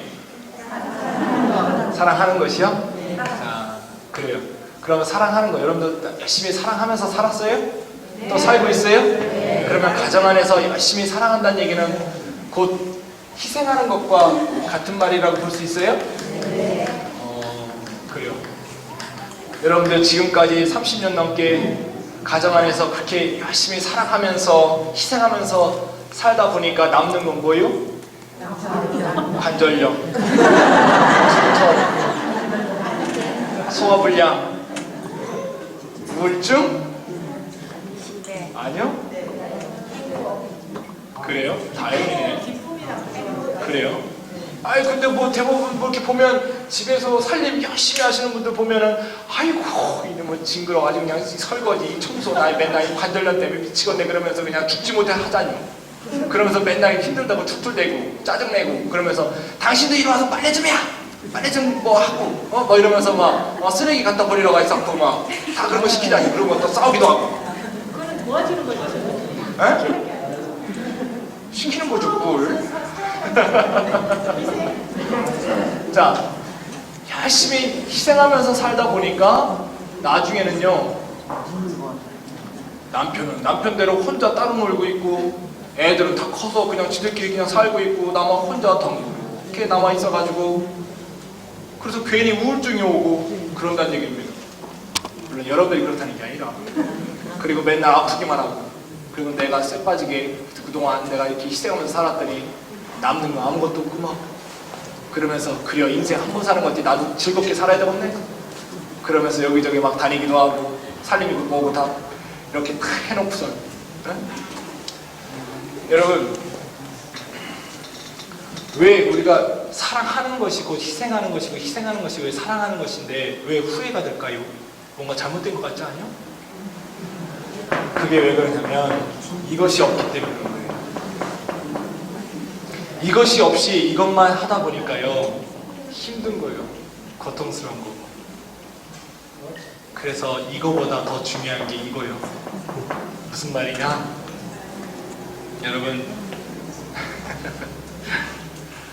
여러분들 아이 다 키우시고 그러셨을 텐데 우리 애기들 이렇게 보면 아장아장 막 기어다니고 막 그다음에 이것저것 막 먹기도 하고 잘 클 때 보면 갑자기 밤에 열이 확 날 때가 있어요, 그죠? 네? 네. 그럼 뭐 저녁까지 잘 먹었는데 이놈 자식이 밤 10시 되니까 열이 확 나요, 40도까지. 그럼 어떻게 해요? 걔를 들쳐업고 병원에 가야죠. 응급실에 갑니다. 그러고 난 다음에 여러분들 할 수 있는 건 뭐 있어요? 할 수 있는 거 아무것도 없어요. 할 수 있는 거 아무것도 없습니다. 그냥 발만 동동동 굴르고 있지, 놀래가지고. 그러면서 뭐 손발 좀 주물러주세요 그러면 그것만 좀 주물르고 있는 거지, 그 다음에 찬수건 좀 올려주세요 그러면 그것만 좀 해주고 있는 거지, 내가 할 수 있는 건 아무것도 없다. 그러면서 그래요, 기도. 그러니까 기도가 무슨 뭐 크게 뭐 하는 거 아니잖요. 그러면서 발을 동동 굴리면서 밤 1시, 2시, 3시, 4시 밤 꼴딱 새고 있어요. 그러다가 한 5시 반 정도 됐나? 밤을 꼴딱 새다 보니까 나도 모르게 깜빡 잠들었어요. 그러고서 애 손잡고 이렇게 깜빡 잠들었는데 애가 갑자기 손가락으로 툭툭툭 쳐요, 애가. 그래서 깜짝 놀라서 딱 봤더니 애가 씨 웃어요. 머리 이렇게 만져보니까 열이 다 떨어졌고. 그러면서 이놈의 자식이 한다는 얘기가 엄마 나 이제 괜찮아요. 이제 집에 가요. 그럽니다. 기분이 어때요? 좋아요. 그 순간에 이놈의 자식 내가 너 때문에 밤새 꼬박 잠도 못 자고 놀래키고 내가 지금 신발이 어디 있는지도 모르겠고 지금 이놈의 자식 너 왜 갑자기 열 올라가지고 나 사람 왜 괴롭혀? 그러면서 혼내켜요? 아니요. 아무도 없어요 그런 사람. 그냥 그 애가 웃고 있는 그 모습 속에서 밤 홀딱 샜던 거 있잖아요. 그 힘든 거 다 날아가요. 그죠? 네. 너무 기뻐요. 행복해요. 뭐라고 하지도 않아요. 그죠? 그래서 그 애기 탁 또 들쳐오고 집에 신나게 옵니다. 그죠? 네. 그러면 그거는 밤새 그 아이를 향해서 내가 사랑하는 거예요? 아니면 사랑이요? 사랑. 그렇죠. 내가 밤새 너를 위해서 내가 너를 위해서 희생했어, 사랑했어 라고 얘기하는 사람 아무도 없습니다. 그냥 그거는 사랑입니다. 그러니까 힘들어도 그 순간에는 없어져요. 그리고 그 힘듦이 기쁨으로 바뀌어요. 이게 사랑이라는 얘기예요. 그 사랑 어디서 왔어요? 네? 그 사랑 어디서 왔어요? 누가 일러줬어요? 누가 가르쳐줬어요? 아니 시어머니가 갑자기 애야 며느라가 이리 와봐. 애가 가끔 열이 40도 올라갈 때가 있을게요. 그러면 애가 40도에 펄펄 끓으면 일단 너는 당황해야 돼. 당황하면서 발을 동동동 굴러야 되고 걔를 들쳐갖고 응급실 가야 돼. 그때 갈 때 꼭 잊어먹지 말아야 될 것은 꼭 슬리퍼 한 짝은 버려두고 가야 된다잉. 왜? 허둥지둥 가야 되니까. 그래서 밤새 발 동동동 굴러야 되고 그 다음에 밤새 마음을 졸여야 돼. 그리고 나서 나중에 딱 웃으면 그때 그냥 기쁘게 웃으면 되는 거야. 누가 일러줬어요? 아니요. 그게 도대체 어디서 왔냐는 거예요. 어디서? 응? 그게 바로요. 그냥 그러고 나서 출근했어요. 출근했더니 아이고 잠도 못 주무셨나 보네요. 얼굴이 퉁퉁 부으셨네. 예, 우리 애 때문에 애가 밤새 그래가지고 밤 한숨도 못 잤네. 아이고 참 대단하시네요. 그 애 때문에 그렇게 그냥 밤새 그냥 꼬박 세우시고 대단하시네요 라고 얘기하면 여러분들 뭐라고 얘기해요? 뭘 그거 가지고 대단하다고. 내 자식인데. 그러죠? 네. 그래서 당신도 한번 자식 낳아봐. 내 마음 이해할게요. 그죠? 네. 그 얘기가 뭘 그거 갖고 나는 사랑이요 라는 뜻이요. 사랑이기 때문에 이거 큰 거 아니요, 별거 아니요 라고 얘기할 수 있는 거예요. 하느님으로부터 부여받은 바로 성령께서 우리 안에 부어주신 그 사랑을 이렇게 드러내면서 살아가는 것. 그 사랑을 내가 감추지 않고 피하지 않고 의심하지 않고 온전히 드러날 수 있도록, 그냥 있는 그대로 드러날 수 있도록 내가 주저하지 않고 내가 살아가는 것, 그것이 바로 행복한 삶이에요. 그것이 정말로. 근데 성령께서 우리 안에 부어주신 그 사랑을 내가 의심하고 그 다음에 그것을 없다라고 부정하고 거부를 하면 그 다음부터는 우리 자신들이 꼬이게 되는 거예요. 어떻게 꼬이냐?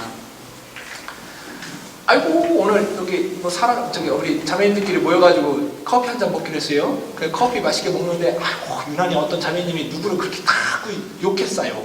응? 아이고 그 저기 아줌마는 아이고 그 저기 바깥 양반이 이리 띠야 저리 띠야 그러면서 아주 그냥 유독 남욕하는 사람 좋아하는 사람 있죠? 그러면서 얘기 듣다가 아이고 그 앞에서 맞장구를 쳐주긴 했는데 어떨 때는 좀 찝찝해요. 그래서 조금 이게 별로 친하고 싶지 않은 사람이요. 근데 그 아줌마가 갑자기 아이고 누구 엄마 집이 어디요? 아 난 저쪽으로 가. 나랑 같은 방향이네. 같이 갑시다. 그래서 같이 걸어가고 있어요. 같이 가자고 하니까. 근데 갑자기 이분이 아이고 나 지갑 놓고 왔네. 나 가다가 뭐 좀 사야 되는데 저기 누구 엄마 나 5만 원만 꿔줘 그러니까. 근데 내 호주머니에 사실은 5만 원짜리가 2장은 있었어요. 2장은 있었는데 그 사람이 꿔달래요. 근데 내가 별로 이렇게 그냥 별로 안 좋아해요. 인상도 별로 안 좋고. 그러면 그 순간에 뭐라고 얘기해요? 나 5만 원만 꿔줘봐. 꿔줘. 그럼 뭐라 얘기해요? 어머나 나도 카드밖에 없네. 아 나 없어요. 그러죠? 네. 그러고서 갑니다. 없다고 하고 가는데 아니 골목 딱 돌아서는데 내가 지난주부터 저 옷가게에서요 내가 사고 싶은 내가 치마가 있었단 말이오. 근데 너무 비쌌거든요? 지금 분명히 지난주에 봤을 때 30만 원이 붙어 있었단 말이에요. 근데 오늘만 특별히 5만 원에 팝니다라고 딱 붙어 있는 거예요. 내가 진짜 사고 싶었던 치마인데 그거 살 수 있어요 없어요? 살 수 있어요 없어요? 왜 못 사요?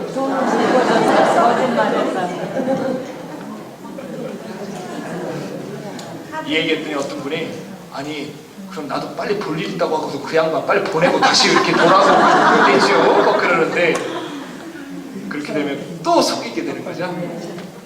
자, 못 삽니다. 왜? 아까 없다고 했으니까. 그 얘기가 뭐냐? 5만 원만 꽂아 라고 했을 때 돈 없어, 5만 원 없어 이 얘기가 내 안에 사랑 없어 이 얘기한 거예요.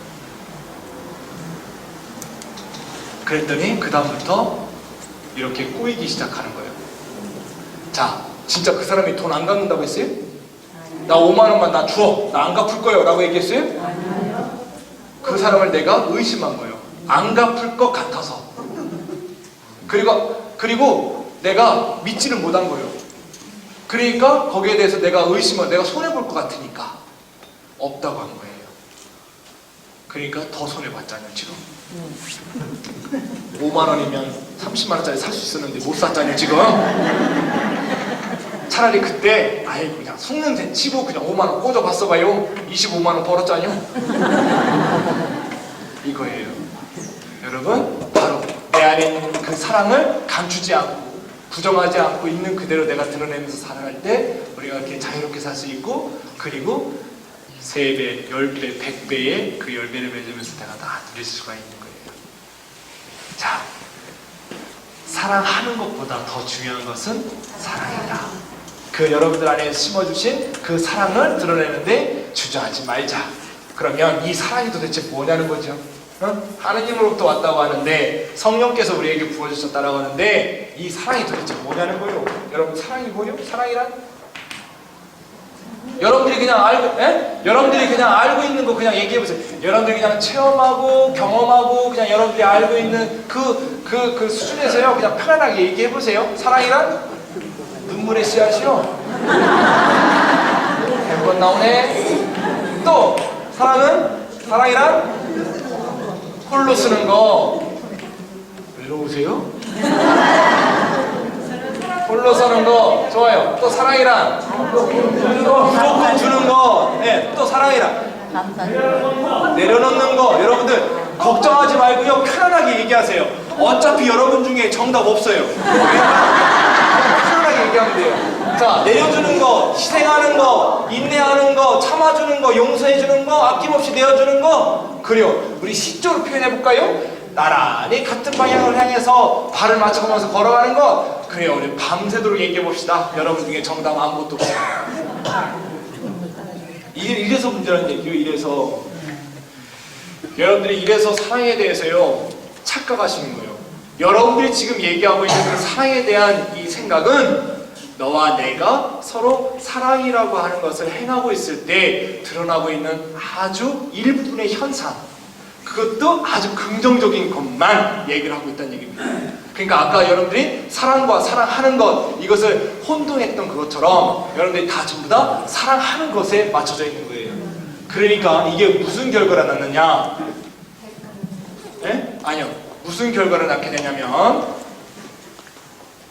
더 이상 내 배우자가 여러분들이 생각하는 것처럼 인내하지 않고 참아주지 않고 희생하지 않고 내어주지 않고 아낌없이 베풀어주지 않고 기다려주지 않고 용서해주지 않으면 사랑이 끝났다라고 착각하시는 거예요. 착각하지 마세요. 여러분, 사랑 안에는 그러한 것만 있는 것이 아니라 미움, 시기, 질투, 분노, 아픔, 고통, 눈물 다 들어있는 거예요. 그래서 사랑은 눈물의 씨앗이라고 하는 거예요. 왜? 사랑이라고 하는 것은, 자, 잘 들어요. 사랑은 옛날 드라마 대사 중에 그거 있었는데, 내 안에, 그렇죠, 내 안에 너 있음이, 내 안에 너가 있음이 사랑입니다.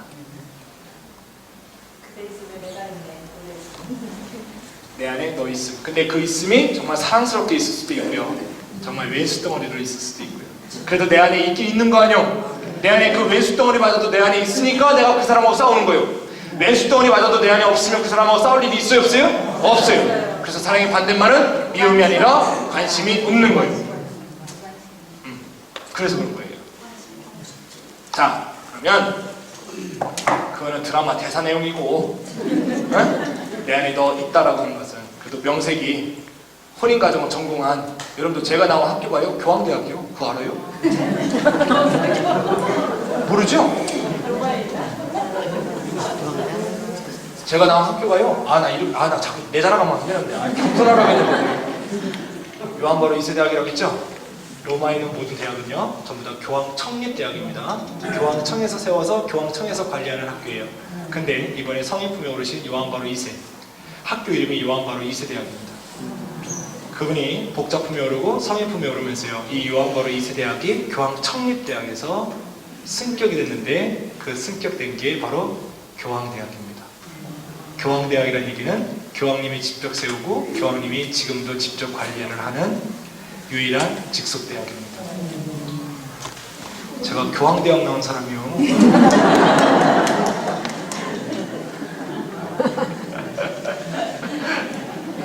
여러분들 보기에 제가 별거 아닌 것 같았죠? 내가 그냥 여러분들 강의 듣고 가요 라고 얘기했더니 그냥 뭐 저 신부 뭔 얘기 좀 할라나 보다. 우리 필요 없어. 우리 박물관이나 가자고. 그러면서 간 거 아니요. 저는요, 이거는요, 제가 여러분들에 대한 사랑하는 것이 아니라 여러분들에 대한 저의 사랑입니다. 일러드리고 싶어서.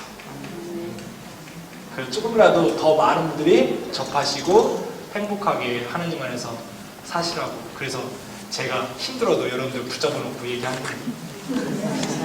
그래도 명색이 교황대학 나온 사람인데, 그죠? 네. 드라마 대사 내용 갖고 하면 안 될 거 같잖아요, 그죠? 네. 사랑이란 사랑하는 이 안에 사랑받는 이가, 이거를 아마떼라고 얘기하고요, 이것을 아마떼라고 얘기해요. 여러분들 아모레란 말 들어봤죠? 네. 많이 바르셨죠? 아모레에서 나오는 말이에요. 응? 사랑이란 사랑하는 이 안에 사랑받는 이가 늘 기억되어 있는 것이 사랑입니다.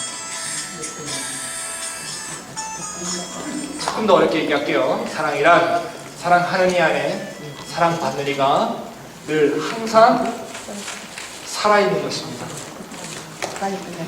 이제 진짜 어렵게 얘기할게요. 사랑이란 사랑하는 이 안에 사랑받는 이가 늘 항상 변함없이 끊임없이 한구이 영원히 현존하고 있는 것이 사랑입니다. 하느님은 사랑이십니다. 요한일서 4장 16절 말씀 맞죠? 그러면 하느님은 사랑이십니다라는 뜻은, 하느님은 늘 온화하시고 자애로우시고 또 대다대비하시고, 그래서 어떤 하느님 따뜻하시고, 하느님의 어떤 성품, 상태를 얘기하는 것이 아니라 관계를 얘기하는 거예요. 관계예요. 그래서요, 그 관계는 바로 하느님과 누구의 관계예요? 그렇죠. 하느님과 나와의 관계예요.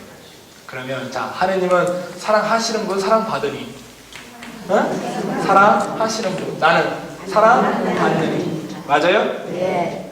자, 그럼 보세요. 사랑하는 이 안에, 하느님 안에 사랑받는 이가 누가?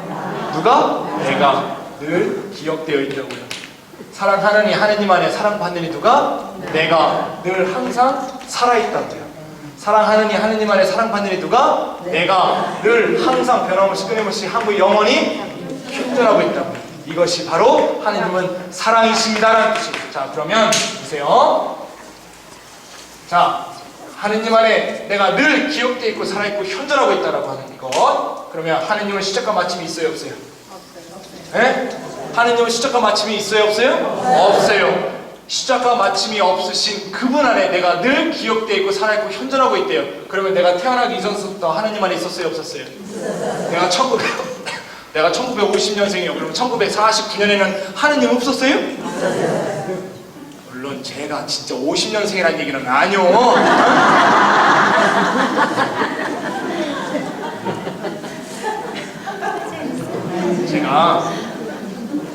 제가요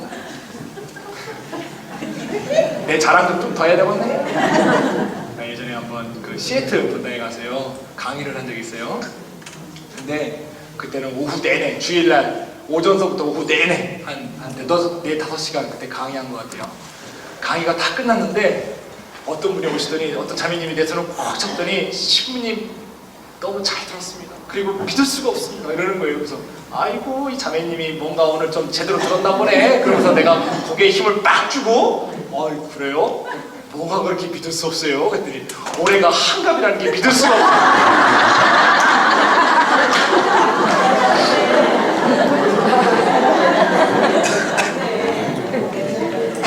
한갑 아니니? 예를 들어서 자 내가 태어나기 이전부터 하느님 안에 있었어요, 없었어요? 있었고요. 내가 지금 50%, 60% 지금까지 내가 비록 하느님을 등지면서는 살아온 순간들은 있었다 할지라도 하느님 안에 늘 기억되고 있었어요, 없었어요? 있었고요. 내가 언제 죽을지는 몰라요. 그 죽는 그 순간까지도 하느님 안에 살아있을 거예요, 없을 거예요? 살아있을 거고요. 죽은 다음에도 그분 안에 내가 살아있어요, 없어요? 기억돼요, 안 돼요? 그래요. 내가 태어나기 이전서부터 이미 하느님 안에 살아있었고요. 지금도 그분 안에 내가 늘 기억되고 있었고요. 앞으로도 그분 안에 기억될 것이고요. 내가 죽어서도 그분 안에 늘 기억되어 있고 살아있고 현존하고 있을 거라고요. 이것이 바로 하느님은 사랑이십니다라는 뜻이에요. 그러니 여러분 죽음 두려워하지 마세요. 응? 그분 안에 내가 늘 기억되어 있고 살아있고 현존하고 있는데 뭐가 두려워요? 여러분 안 죽어요. 여러분들은 진짜 여러분들의 육신은 썩어 없어질지언정 여러분들은 안 죽습니다. 이거는 제 얘기가 아니요. 예수님이 누차 말씀하셨잖아요. 생명의 빵을 가지고 그죠? 나를 믿는 사람은 나는 영원한 생명, 나는 부활이다라고 하면서 나를 믿는 사람은 죽더라도 살고 또 살아서 믿는 사람은 죽지 않을 것이다. 어떻게? 영원히. 여러분 안 죽어요.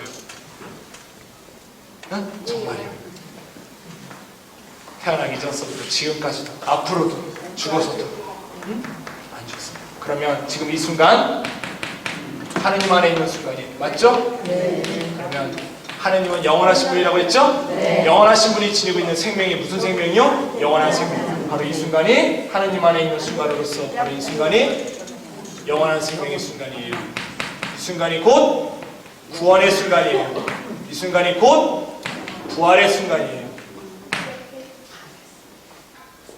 죽어서 누리는 것이 구원, 죽어서 누리는 것이 부활, 죽어서 누리는 것이 영원한 생명이 아니라 지금 이 순간입니다. 그래서 부활은 내가 살아있을 때 죽어야만이 깨달을 수 있는 진리입니다. 이해 가요? 네. 그러면 자, 이 순간에 내가 하느님 안에 있다고 했습니다. 그러면 하느님 안에 나만 있어요? 내가 하느님 안에 늘 기억되어 있고 살고 현존하고 있대요. 그러면 하느님 안에 나만 있어요? 여러분들이 그동안 그렇게 기도 중에 남편을 위해서 자식들을 위해서 그렇게 하느님 안에 나만 있냐고요. 내가 그렇게 기도하는 그 기억하고 있는 내 남편, 내 아내, 내 자식들 다 있어요, 없어요? 있어요. 있죠? 그럼 여러분들 기도할 때 누구만 잡으면 돼요? 하느님. 그렇죠?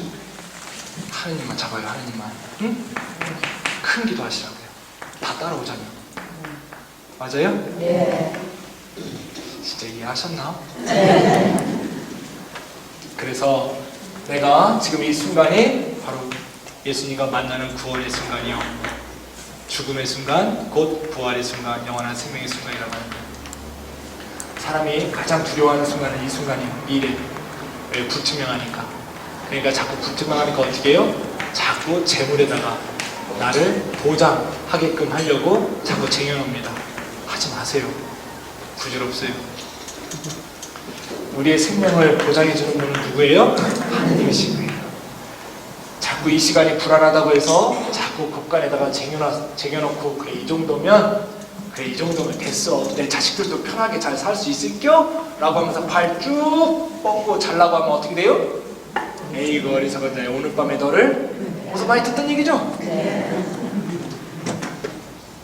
여러분들 재물에 여러분의 생명을 맡기지 마세요. 그게 바로 모래 위에 집을 짓는 거예요. 응? 하느님 안에 맡겨두셔야지.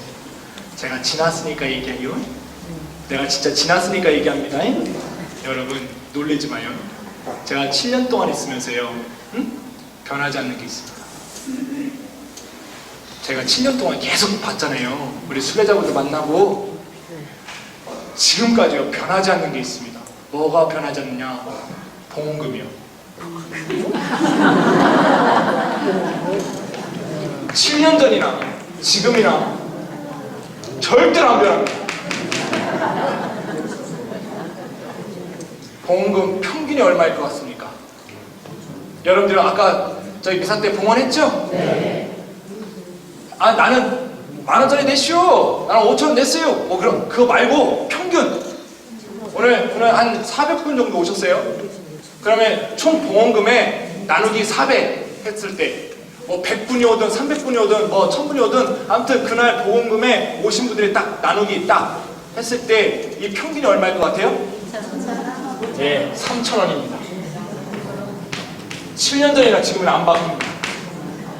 7년 전에 3,000원이었으면 짜장면 한 그릇 먹었죠? 지금은 3,000원 갖고 김밥도 못 먹어요. 김밥 먹지. 김밥만 먹어요? 목 맥혀서 우동이라도 하나, 아니 저기 오뎅이라도 하나 먹어야 될 거 아니야?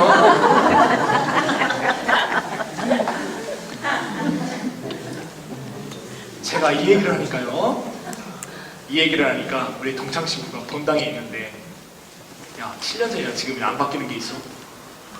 3,000원이요?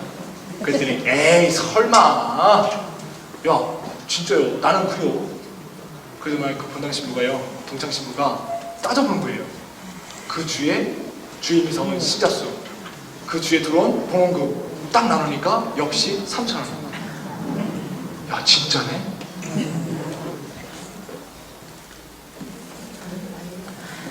저기 자꾸 마음만 듬뿍 받아서 봉헌하니까요, 하느님으로부터 받는 건 마음밖에 없는 거예요. 그래서 여러분 우리 봉헌이라고 하는 거는요, 네? 봉헌이라고 하는 것은 이렇게 하는 거 아니에요. 네, 이렇게 하는 거 아니에요. 여러분들 본당에 가시면, 네? 본당에 가시면 이렇게 안 했으면 좋겠어요. 네? 네. 그럼요. 이렇게 하면 안 되죠. 전 지났으니까 얘기한 거예요. 아까 봉헌 전에 이 얘기를 하고 싶어서 여기까지 찾았는데 제가 안 했어요. 네? 자, 그래요. 우리가 자꾸 내 미래를 자꾸 재물에다가 두려고 하는 그 욕심이 앞서다 보니까 봉헌금이 아까운 거예요. 우리가 그 마음을 버리자는 얘기입니다.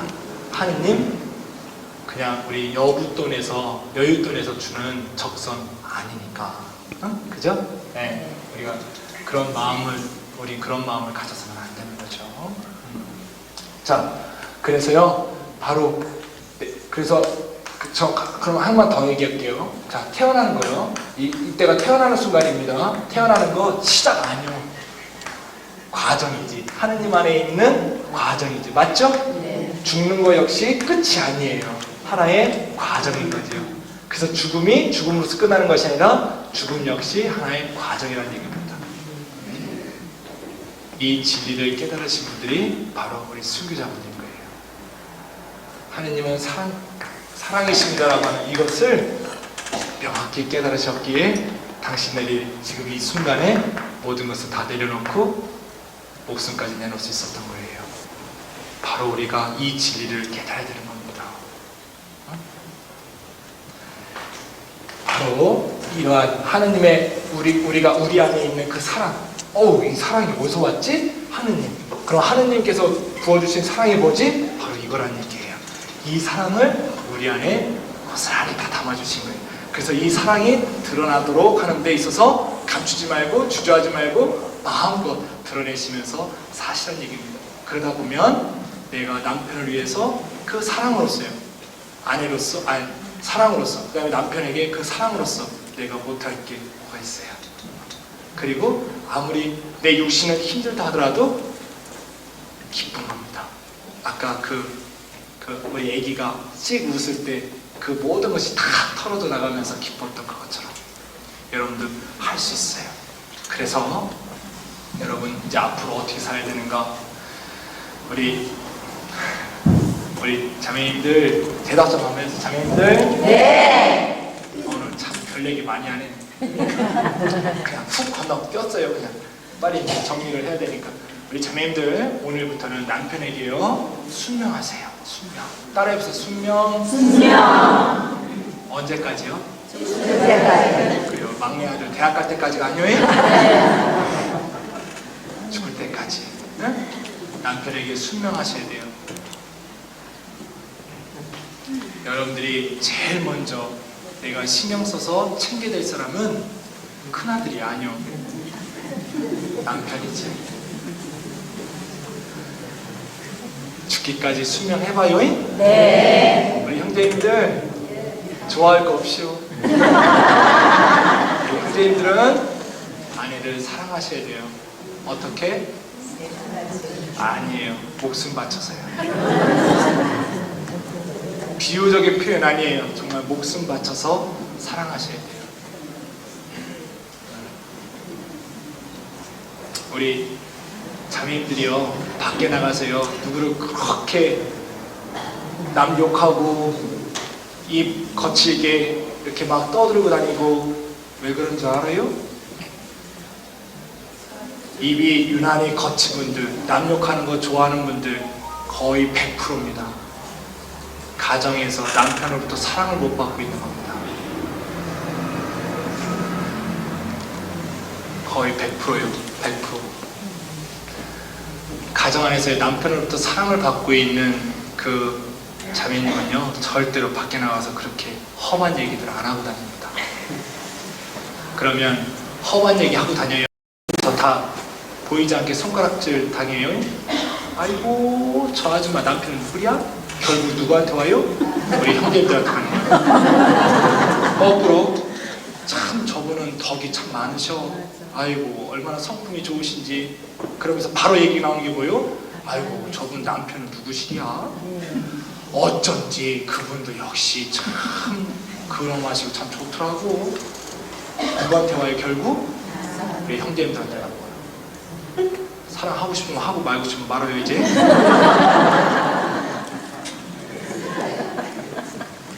목숨 바치세요. 나라를 위해서 목숨 바치는 것보다 더 중요한 거.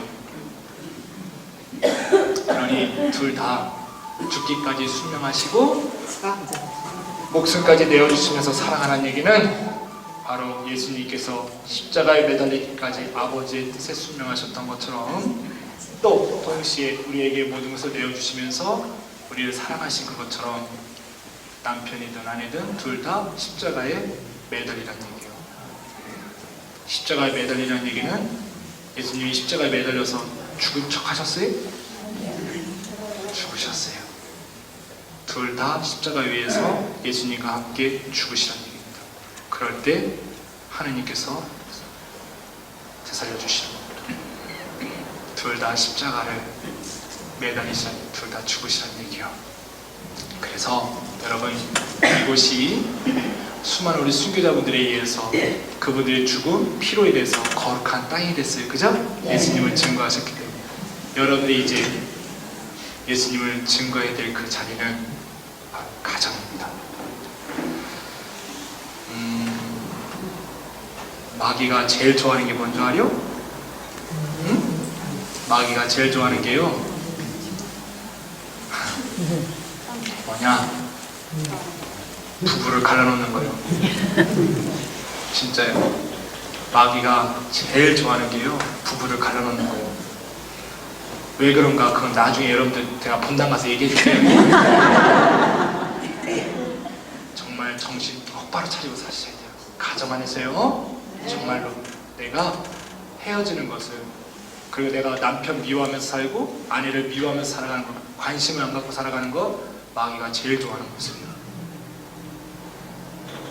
그래서 여러분들이 그 가정을 바로 여러분들이 정말 기도로서 하나님의 힘으로써 지켜내셔야 됩니다. 그래서 여러분들이 그 안에서 죽으실 때 바로 그 가정이 거룩한 가정, 성가정이 될 수 있다라고 하는 거 잊지 않고, 여러분 한 분 한 분 각자 한 분 한 분 가정 하나하나가 정말 하나님께서 보시는 참 좋은 모습으로서 그런 모습으로 됐으면 좋겠습니다.